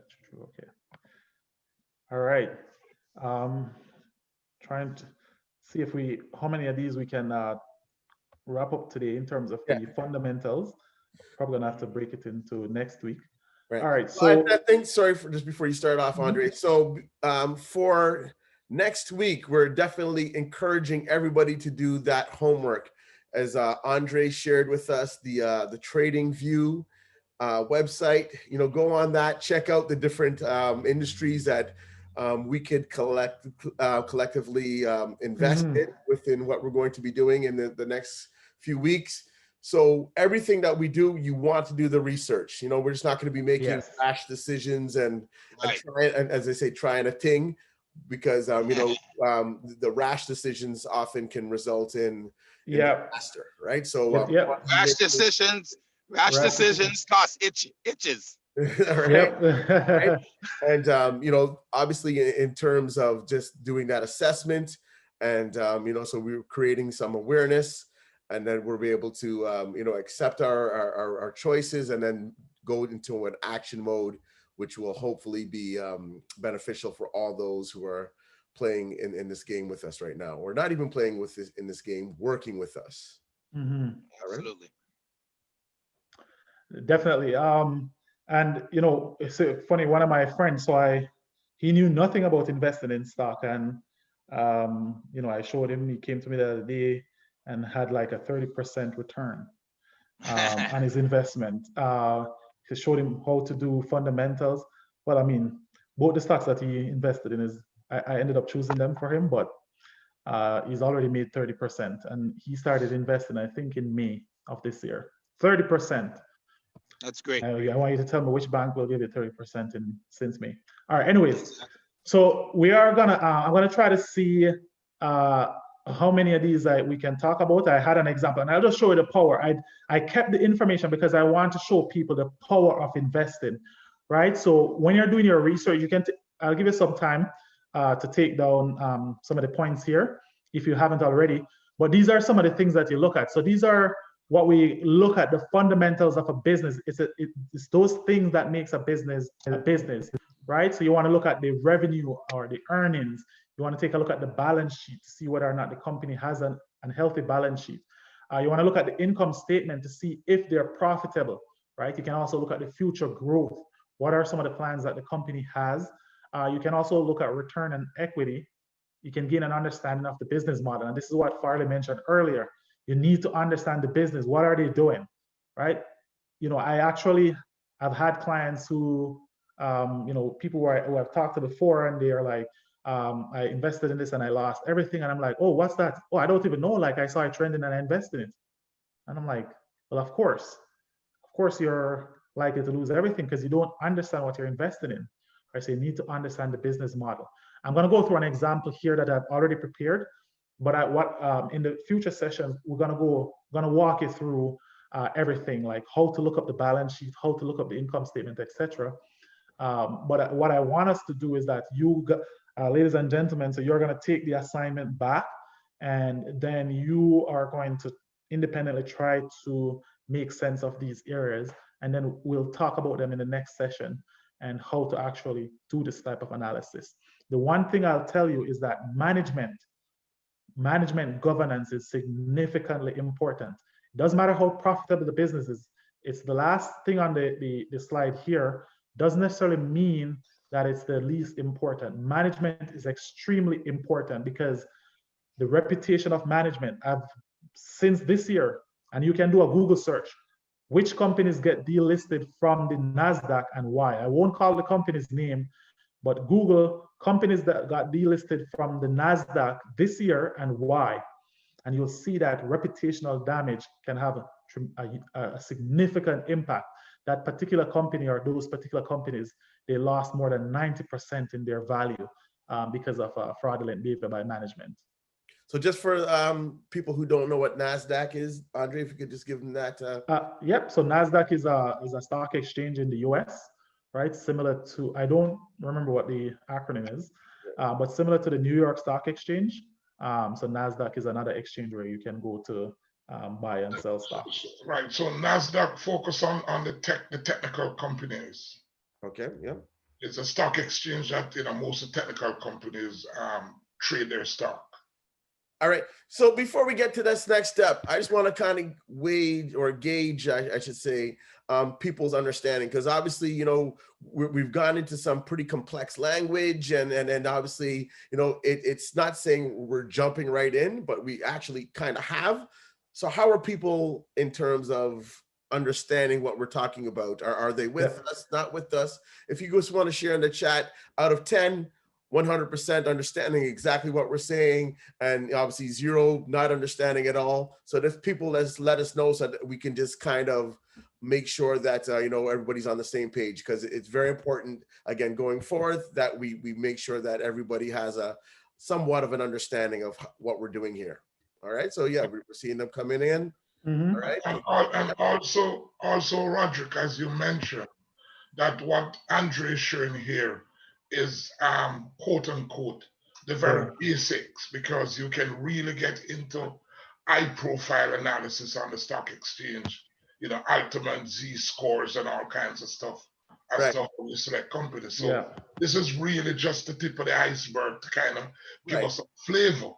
Absolutely. And, you know, obviously, you know, they talk about creeping before you walk. So, you know, we're creeping, but, you know, in some senses, before we walk, we may be running, right? So we just want to make sure that everybody is on board. And if there's something that we need to explain a little bit more in depth, or just to make sure that, again, everybody's on that same page as we move together, because in this collective or in this cooperative model, you know, we can't have people just trying to figure it out as we're carrying the leaf. So there's a lot to learn. I'll tell you, I am still learning a lot of things myself. I do still take courses in investing. It's a whole new language. There's so much to learn. But you know, definitely starting somewhere is good. Absolutely. All right. Yeah, so we're getting a pretty good reception for people. So some people, need a little bit more. Okay. People are good. Okay, so yeah, I mean, I think if we can just keep the language a little bit more simple, and the examples that you're giving are great, that I think people will be able to relate. Yeah. And I did tell Roderick and Farley, I said this before we came to this session. I said, hey, you know, if please stop me if I use a word or a phrase that is not clear or might not be clear, because I know it's a new language for a lot of people. And if I may say so, whenever you're saying anything with the financial language, if you could just give a little definition for those who just came on, they don't, you know, of course. Yeah, that would make it, then Roger won't have to say, what does that mean? And then we can jot it down as we go along, because, you know, some people have made, and that would be appreciated. Thank you. All right, I'll definitely try that. But of course, if I don't, please chime up. But I definitely try to do that. The last word of encouragement, folks, is that the only dumb question is the one you're too fearful to ask.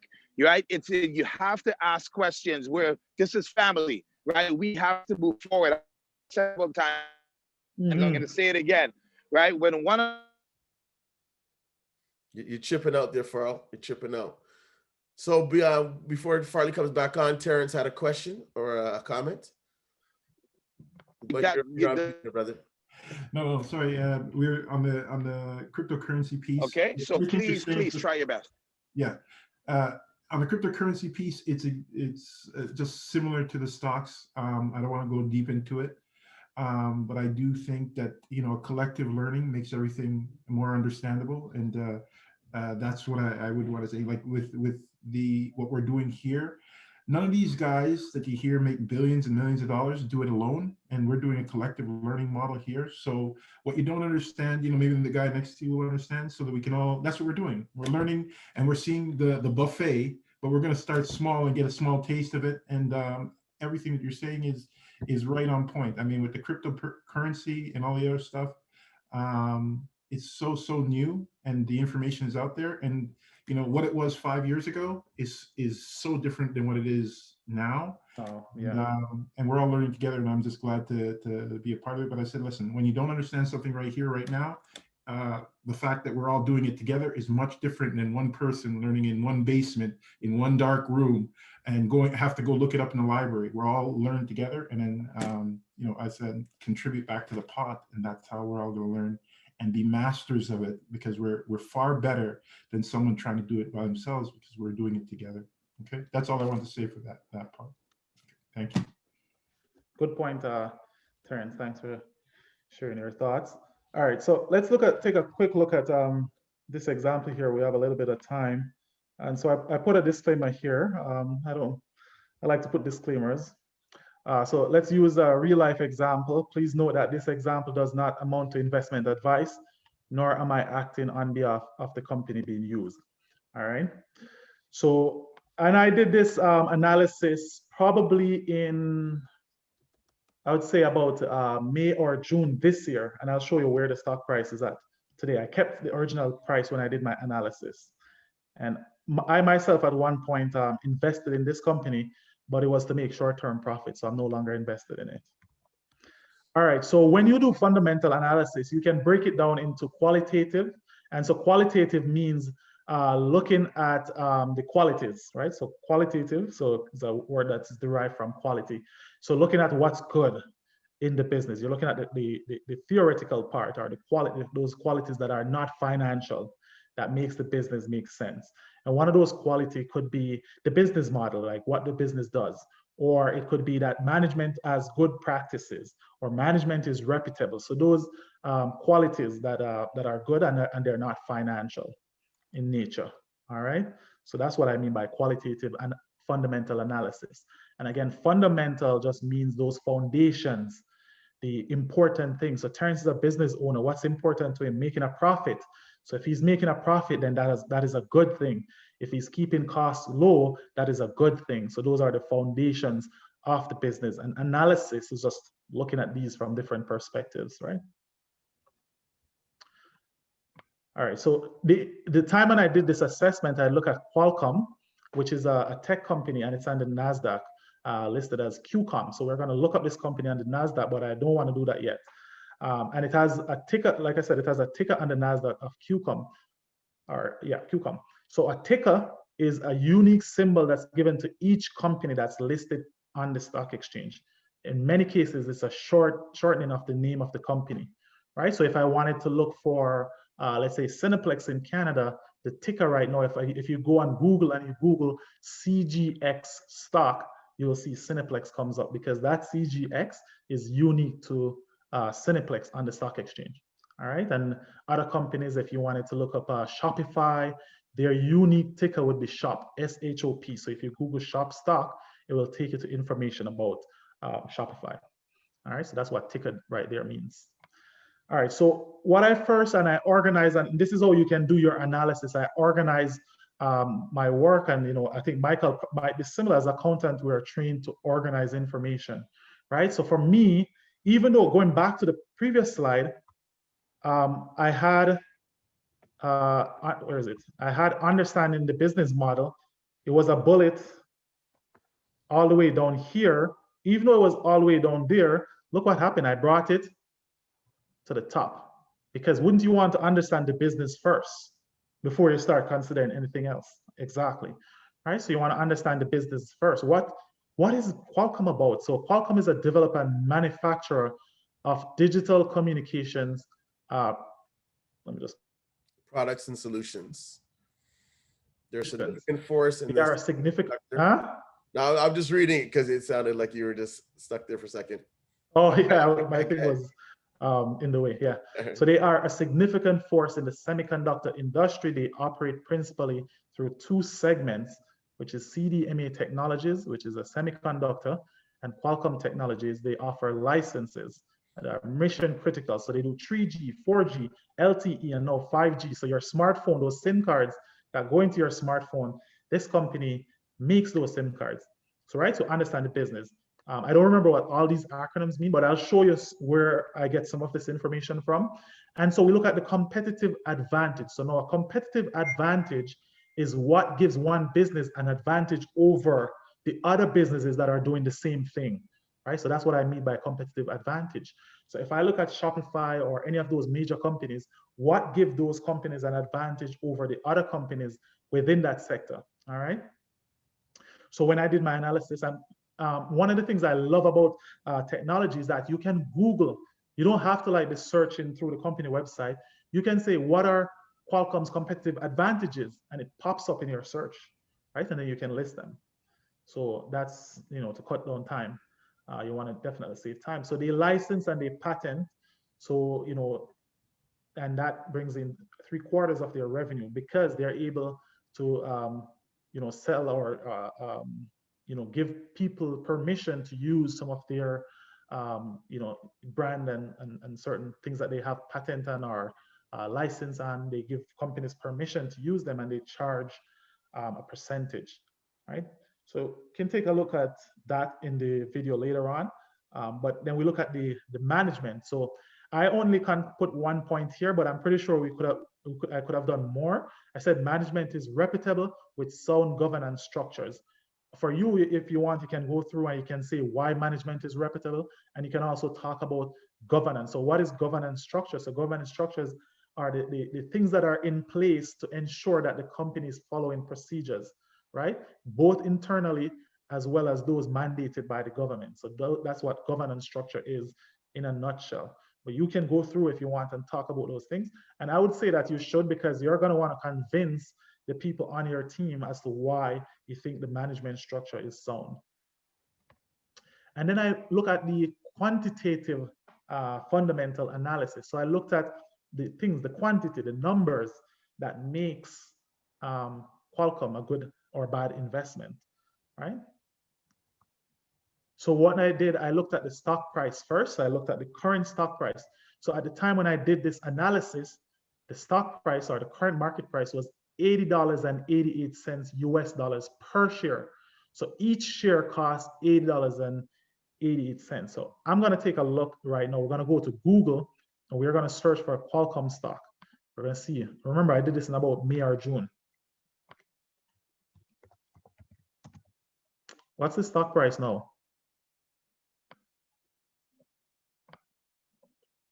$128, and it went up, it went as high as $132 the other day.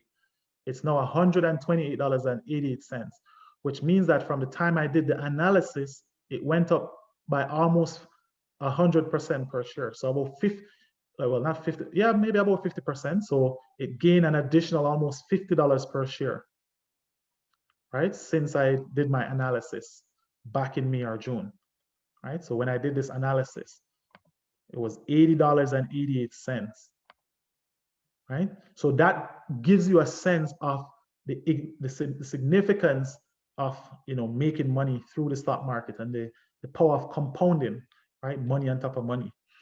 All right, and the market capitalization. So again, the market capitalization, we can easily find it from that stock chart. At the time, it was $90 billion. More $90.90, 90 billion. It was 90 billion at the time when I did the analysis. No, what's it now? It's 145 billion. So you see where I'm getting those numbers? Who can tell me why? And I said this earlier, and I think Roderick, whomever answered this question deserves a gift card. Who can tell me why? Because earlier I mentioned how they calculate the market capitalization. So who can tell me why the market capitalization now is 145 billion versus 90.98 billion when I did my analysis? So please come on. I see Carlton has his hand up, probably for a separate question, but I don't know if you want to try answering this. But before I get to Carlton, if anyone has the answer to this question, please come on the live and tell me why you think the market cap went up.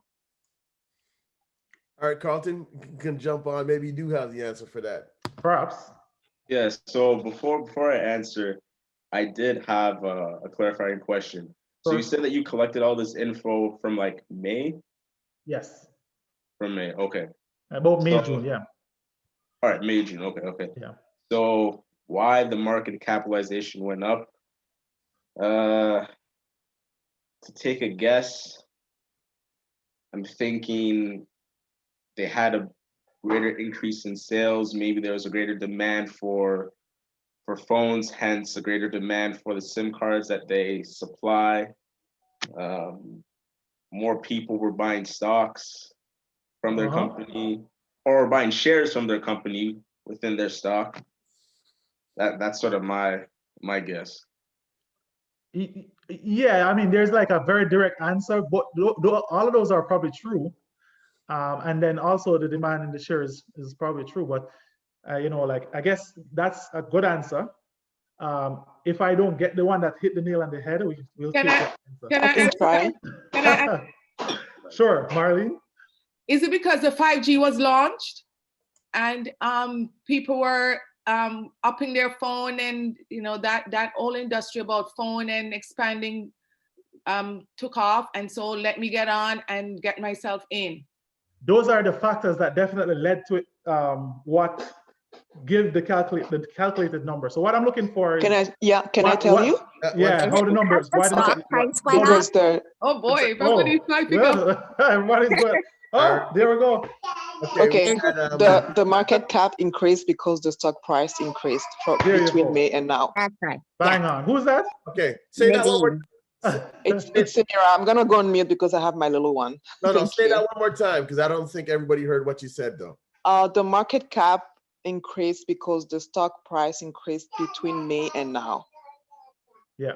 Okay. So yeah, that's the very direct answer that I wanted. But everyone else was correct in saying that because of the 5G, because that led to the demand, that led to the increase in the stock price. So you guys were correct. It's just that I was looking for that specific thing. The share price went up. I think I think how the question was posed though, Andrew, you could have had both answers. I think you posed the question, what you're looking for is the mathematics of the number. And the answer you're getting is why, what drove the mathematics. Yeah. I think I deserve a card. Is share times share quantity times share price. But they're telling you the reason why the share price went up is because more people want to buy the shares because of all the reasons that they mentioned. Well, I mean, definitely. You know what? It was my error to assume because you know what? I was on the math side, the quantitative, so I kind of assumed that. Focusing on the mechanics. But we are begging to send the card. Send the card. I think everybody deserves it, yeah, because just like Michael said, it's the way the question was posed. Yes. So I think everybody, that's 3 cards there. God, we're gonna have stocks and FLOSS FLY. I just want to say something here to Andrew, is that I can feel people thinking a lot and, you know, as I answer the question, and I always like to kind of just bring us back to basics, that all this that is happening on the stock exchange sometimes have nothing to do with the company. So you have to keep your eyes on the company as well. Because a lot of time it's demand and supply, you know, of the stocks as against, you know, what is the company itself doing? So the answer you gave in terms of what drove it, the 5G, that sort of stuff is also part of that analysis, because that capitalization can go down overnight if all of a sudden you start to have problem with 5G. You know, so yeah, I like the analysis. Can I ask a question about, you were talking about the integrity of the company, where the management, the governance. If a company is aggressive, like a cutthroat, but their sales are good, it's good to do business with them, but they're aggressive, you know? Can we still use that as a mark to say, you know what, they're in that market for that, and you can make money from them, but even though it's not morally, they're not morally sound, but they are out there. That's one company that you could invest in. Should we go there or no? Or the risk is too high that suddenly tomorrow they can go. Can you give me an example? Let me see. Because that sounds like something that would be based on the individual. Because for example, I may invest in, even though it's not morally sound, I may invest in companies that own prisons in the US, right? And it can still make me money because, you know, for me, I'm okay with that. But for you, you may not be interested in investing in that and you think it's wrong. So because now what I'm saying, we have to be both objective and something, you know, because people will invest as how they want, you know, we have to give that balance. Yeah, that's what I meant. Yeah, so just like Jumar is saying, I think it's more of an individual decision. If you're talking about morals, if as long as they're not doing something that will cause any significant decline in the stock price. So like if you speak to morals and what is right versus what is wrong, there's always going to be different schools of thought, right? And so that may or may not affect the price, especially if it's something that they've been doing for a while and their business is sound, they're doing good. No, but right, just like with the prison system, right? The prison system is there. Companies that engage in selling weapons, they're there, they're still profitable, people are still buying them, right? But if it is something that is, and I think we talked about this, or the whole argument about ethics and morality.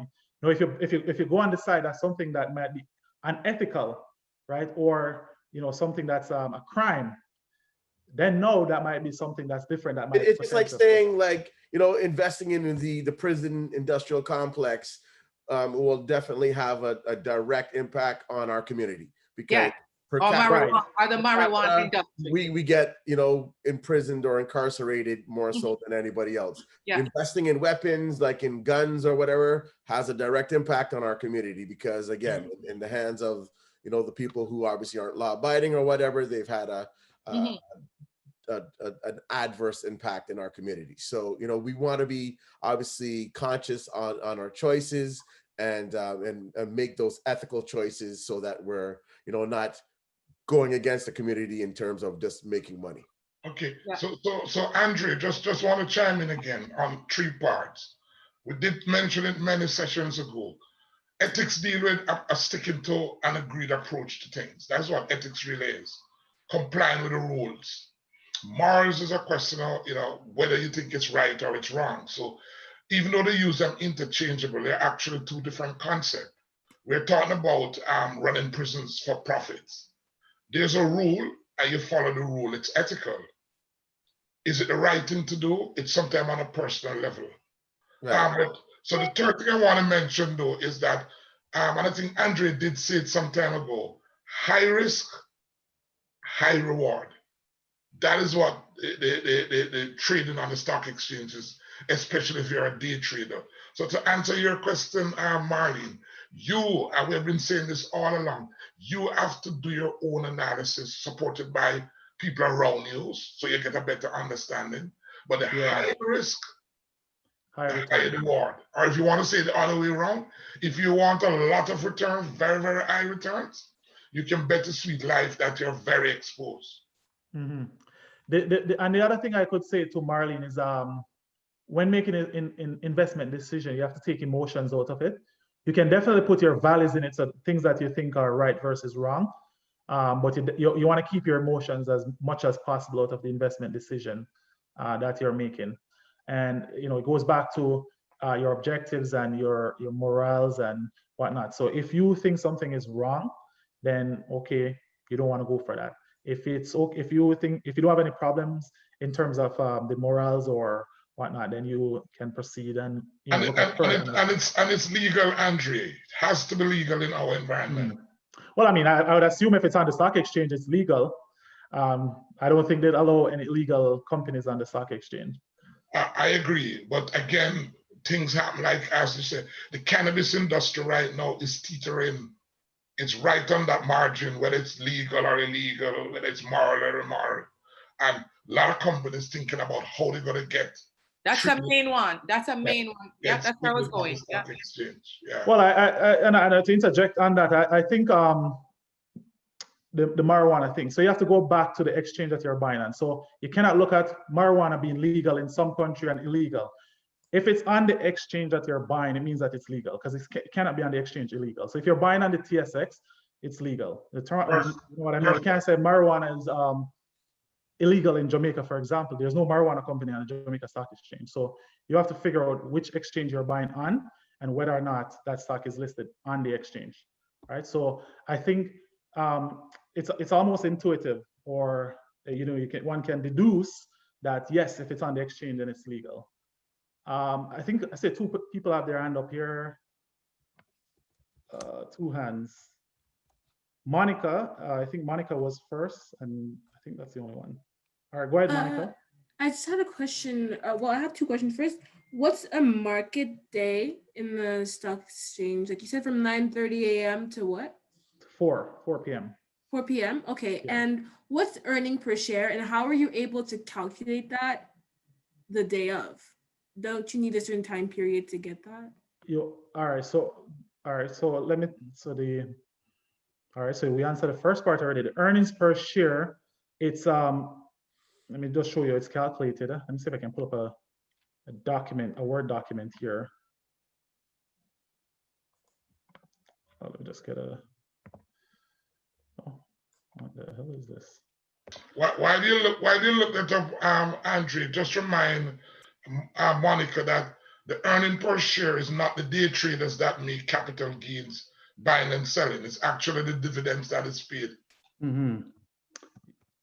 Okay, so let's say the company makes profit. So company has profit, right? And when we look next in other sessions, I'll show you where to find the profit. I'll also show you where you can get the earnings per share information. But let's say the company has $100 in profit, right? And they have shares issued and outstanding shares. Outstanding shares. So an issue and outstanding means that the company say, okay, we are going to take this amount of stock and put it on the market so that people can buy. All right. So they have 10. Let's say they have 10 of those issued and outstanding. So if they make a profit of 100, the earnings per share is telling us for each share how much of earnings a person is going to get. All right. And I'll show you what that means. So let me do the calculation. So EPS is equal to profit divided by shares outstanding, right? So it will be the 100 divided by 10. So in essence, this is saying, so for each share that you own, Monica, right, you are entitled to $10 in earnings. Because remember, as a shareholder, you share in the risk and the reward of the company. You own a piece of that company.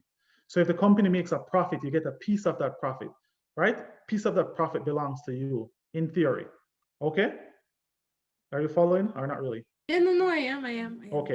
So earning per share is a dividend. No, it's not dividend. Oh. Well, earnings, huh? No, just Michael, you No, you're right, Andrew. Earning per share is not dividend. Is the earning that's available for distribution. For distribution, right? Yeah. Each shareholder. And the formula is correct, absolutely correct as you have it there. The point I wanted to make though is that normally it's the ordinary and voting shares that they compute it on. They compute it on, exactly, yes. That's correct, Michael. Earnings per share, let me start. So this is earnings per share, Monica. Dividend now is where, let's say you are on the board. So, all right, so let's say you are the CEO and I'm on the board and we came together and we say, you know what? We are gonna, of this number, right? Of this 100 profit, we are gonna distribute 10 cents per share. So the management and the board comes together and they decide to distribute 10 cents per share. So this is not a calculation that they do to come up with this number. It can just be arbitrary. They can say, you know what, we're gonna distribute 10 cents for each share that Monica has. So Monica has 10 shares. So for each of those 10 shares, she gets 10 cents. I believe that's $1. So you would get a total of $1 in dividend, right? So that's how the dividend, and this is called the dividend distribution. Now, if of profit, I distribute 10 cents, right?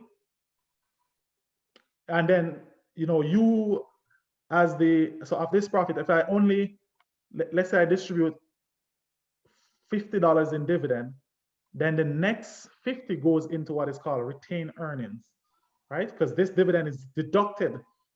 And we're probably going to get into a lot of technicalities about loose people, but so you could, you know what? You could look at it, Andrew. You could look at it the other side.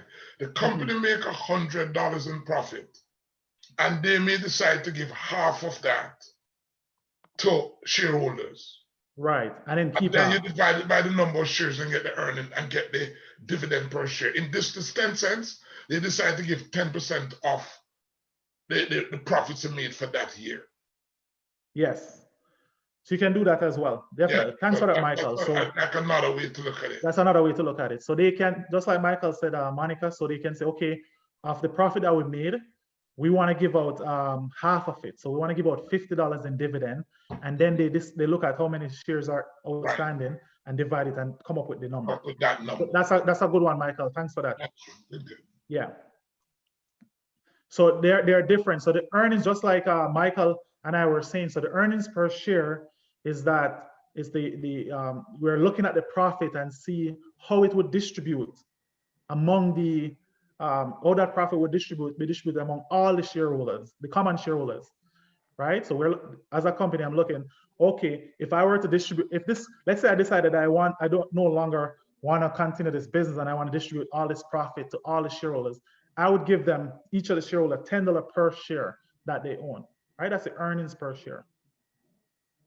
And one of the benefits of the analysis, Andre and Monica, is if you're to put your money in a savings account and you're getting 3% interest on it, but you see that this dividend, this earnings, dividend that they declare the earnings work out to the 10%, then your money is better off in a company than in a savings. So they give you that index as a basis to compare where you're making the best money.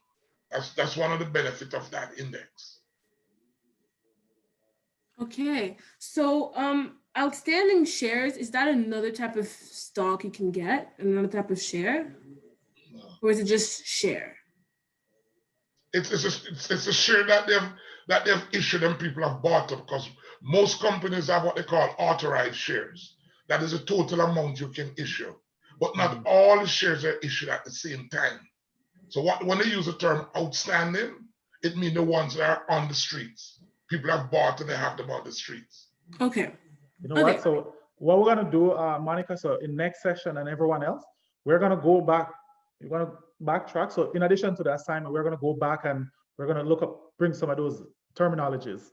We're gonna bring a lot of those terminologies and go through so that everyone can fully understand. So all these terminologies here. So we're gonna do a session that focuses on terminologies, okay?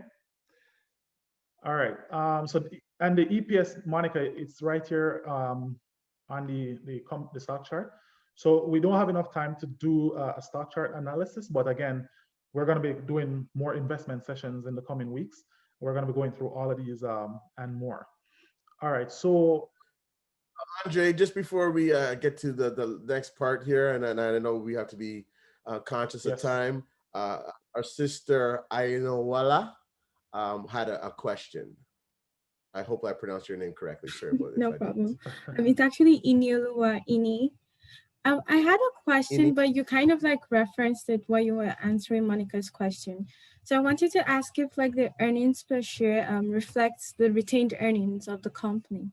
Like how do shareholders know what percentage the company is trying to retain and what percentage are they're going to give their shareholders? That's a good question. Are you an accountant?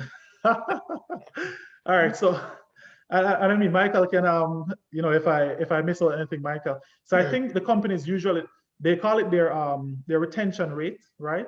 So I think the companies usually decide like what their retention rate, and it might just be, it might be a policy decision. So they say, you know what, we're going to retain 90% of profit, right? So inject it, put it back into the business.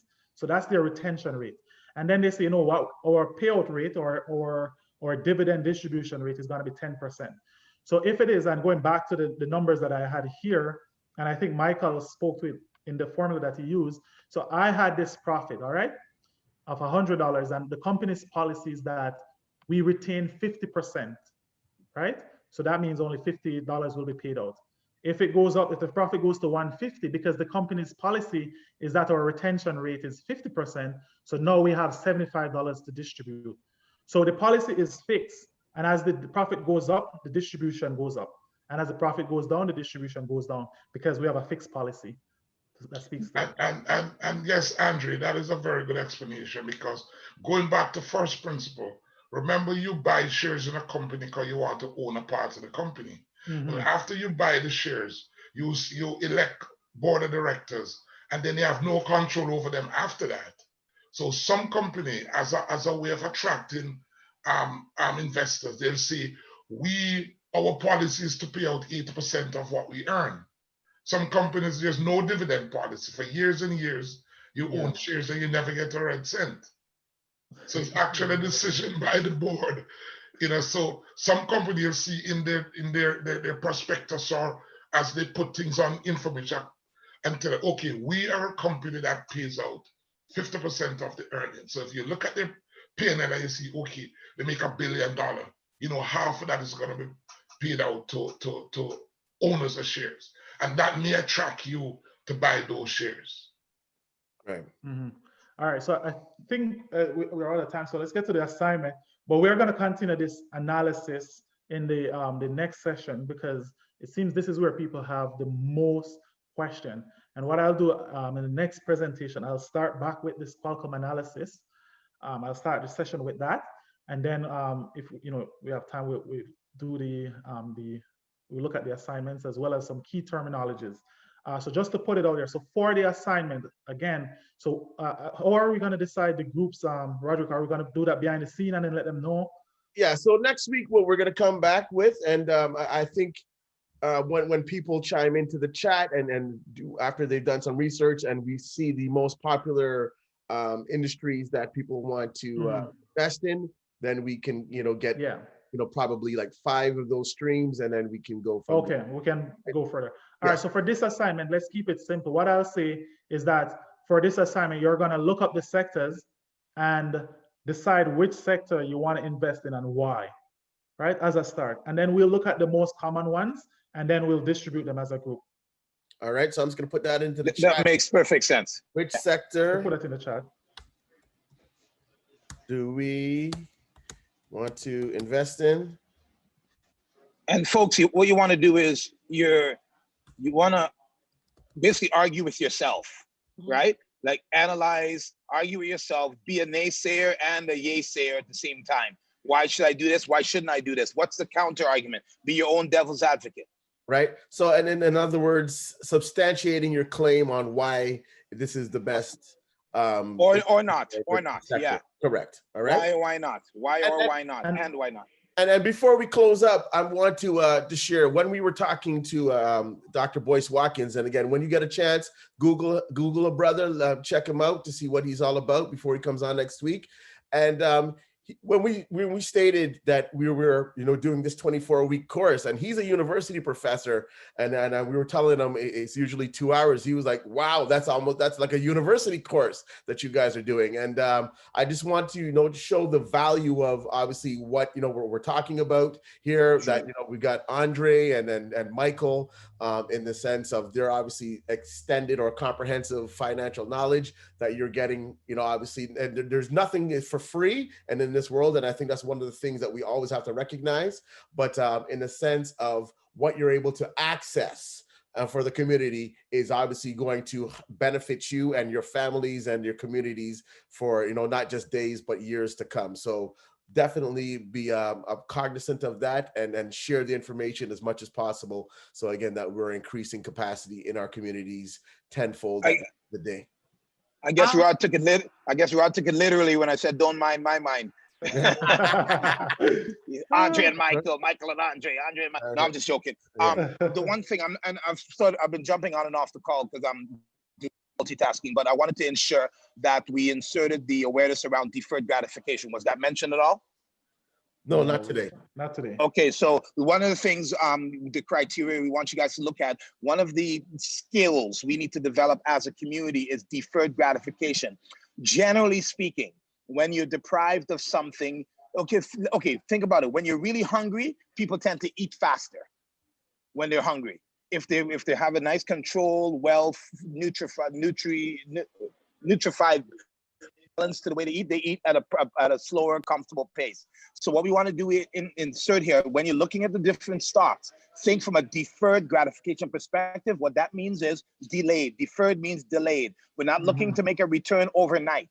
We're looking to help you develop a stock investment mentality like this. Like I said, Warren Buffett, he walked, it's like the tortoise and the hare, right? He walks slowly through his investments and he thinks long-term, right? That's why. Not day trading, Ferrari. Not exactly, the opposite of day trading. So what you want to do is take your time, look for stocks that have a lot of growth potential relative to their relevance in the market and the awareness in the market. Like obviously with COVID, certain stocks have jumped up because they're more relevant. Some will be sustainable, some won't. Zoom, that we're on right now, obviously is benefiting from COVID because people can't meet in person. Will it sustain itself when COVID is gone? Sustainability. That's a question. Yeah. Think about all those things, right? And then you look at things like EV, the electrical vehicles. We know they're going to be around. We know that's a growth industry. So that's a little more, you need more patience in terms of the return on your investment for something like that. So look across the spectrum of stocks and determine from a deferred gratification perspective or delayed gratification or delayed return on your money, et cetera, because part of what we need to learn and reconfigure in our black brains, literally, right, is how to be patient and wait and control our impulsive nature based on the deprivation of our circumstance or the circumstances that we've inherited. Okay, very, very important point that we want you guys to internalize when you're doing your analysis and prove it in your argument. Say, I chose this stock because of A, B, C, D, E, F, G, whatever it takes. And we'll look for those criteria in not only grouping, but also determining which ones we would encourage and say that's a great analysis, et cetera, et cetera. Okay. With that, I do have to leave. But I wish everybody a great week personally. And Rod, I know you'll take it from here. Andre and Michael. Yeah, just Farley leaving, not the show. All right. I see 3 people have questions. I'll take the question, but I'll just let Roderick know this is overtime. Right. And I know we got to take into consideration this overtime for these accountants, man. It's never you can't mind. All right, so we're going to take the 2 quick questions. I believe we got 2 people with their hands up. Tatanisha and Carlton. Yes, so we'll go with Tatanisha first. Go ahead. Yeah. So I just had something to share in regards to the whole conversations about values and investing based on your values. So I've been looking into the social responsibility investments, not in a great depth, but overall kind of weighing in on that. And so I see RBC, I think, has investments based on social responsibility. So they're concentrated on, I think, gender equity and environmental sort of companies. So I just wanted to put that out there for those people who are interested in kind of looking into the types of stocks that would kind of shape society in the future and that are aligned with their values. All right. And that's a good point, Tanisha, because I know I've talked to people who are vegans and they're looking for companies that are within that field to invest in. So thanks for bringing that up. All right. Carlton, what's going on? Yeah, so just to ask really briefly, I didn't want to let this moment pass without asking about Forex investing.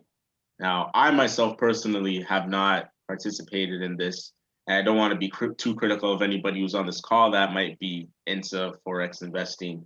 But for the little that I've heard about it, it seems, to me personally, it seemed like a very uncertain, almost skeptical thing. And so I was just curious as to what your thoughts are on this idea of Forex investing. I mean, each of us on the live can share. I think, Michael can share and Roderick, but I'll personally, I'm not invested in Forex. It's not my strong point. For those who don't know, Forex is abbreviated for foreign exchange. And it's just, as the name suggested, buying and selling currency. It's actually the largest, what do you call it now, investment sector. So it's even bigger than the stock market. I wouldn't necessarily say it's a bad thing. Buying stocks is just as risky. Everything is risky. To manage risk, you need the knowledge. So the less you know, the more risky things are.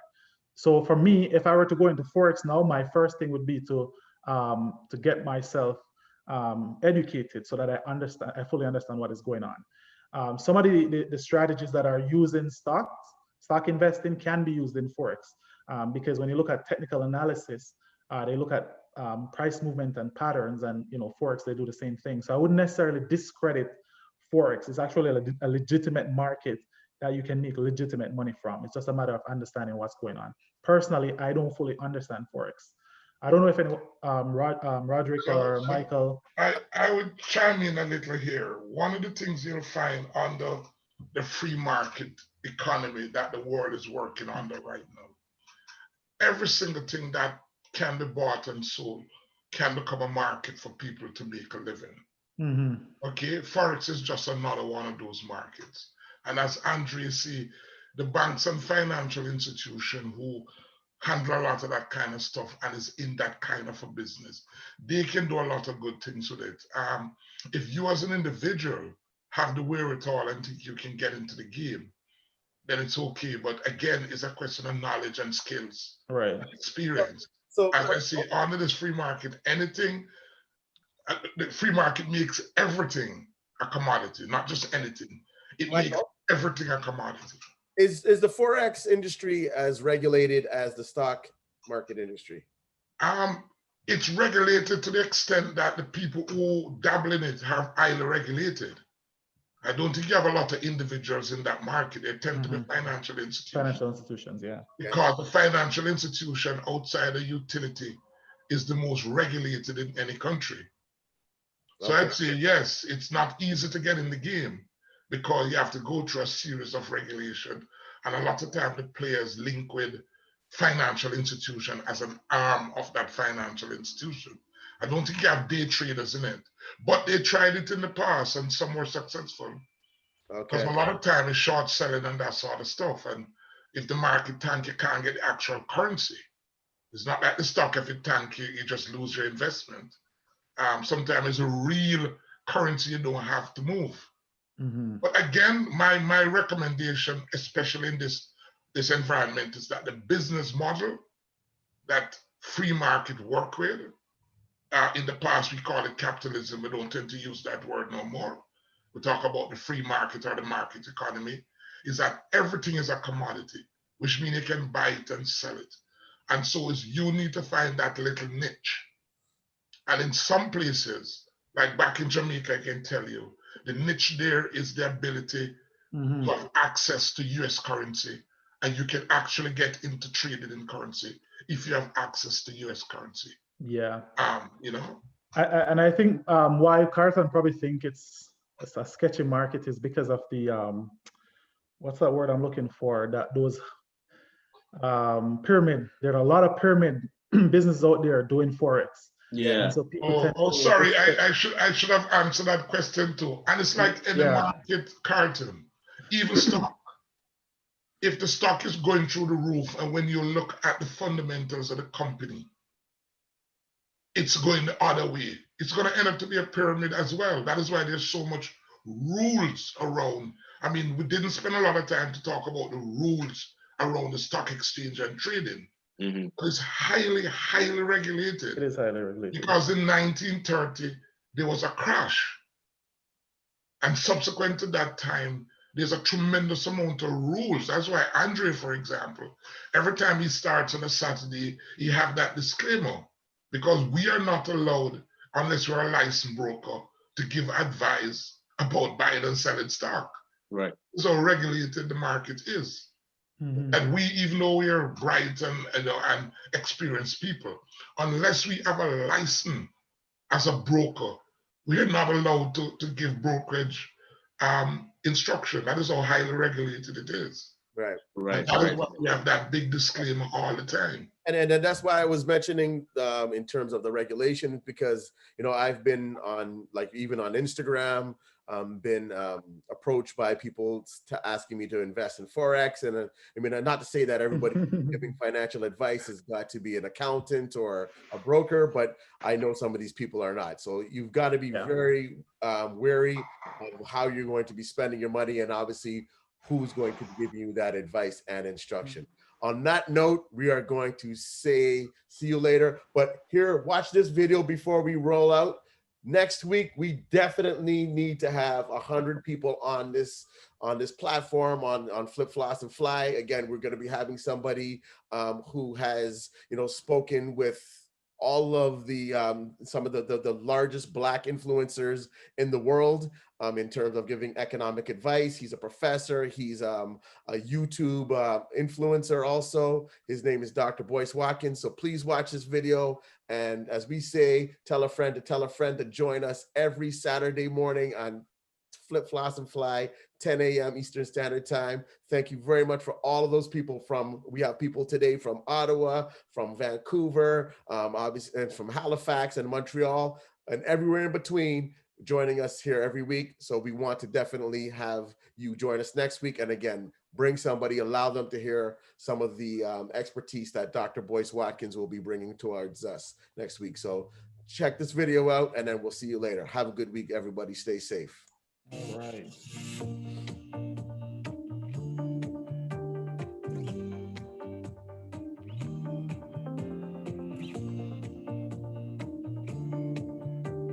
Investing, and you guys know this, diversification is the first thing I think anybody should think about. That's the first thing I think about. I'm always thinking, okay, we got money coming from here, here, here, here, and here. What happens if this shuts down? Like so literally, if we have one thing that's making us a ton of money, my first reaction is I get nervous. I say, whoa, what happens if that shuts off? Are we gonna be okay?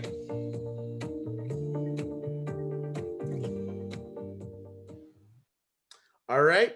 So again, next week, Dr. Boyce Watkins. Thank you very much, Andre Smith. Thank you very much, Farley Flex. Thank you very much to our treasurer, Michael Pinnock, and our president, Nadine Spencer. I'm Roderick Brereton. And if you're not a member of the BBPA, as you can see how much value we are contributing to the community, we want everybody in the community to know this is what's happening. So please share that with everybody that you know. So till next time, peace out.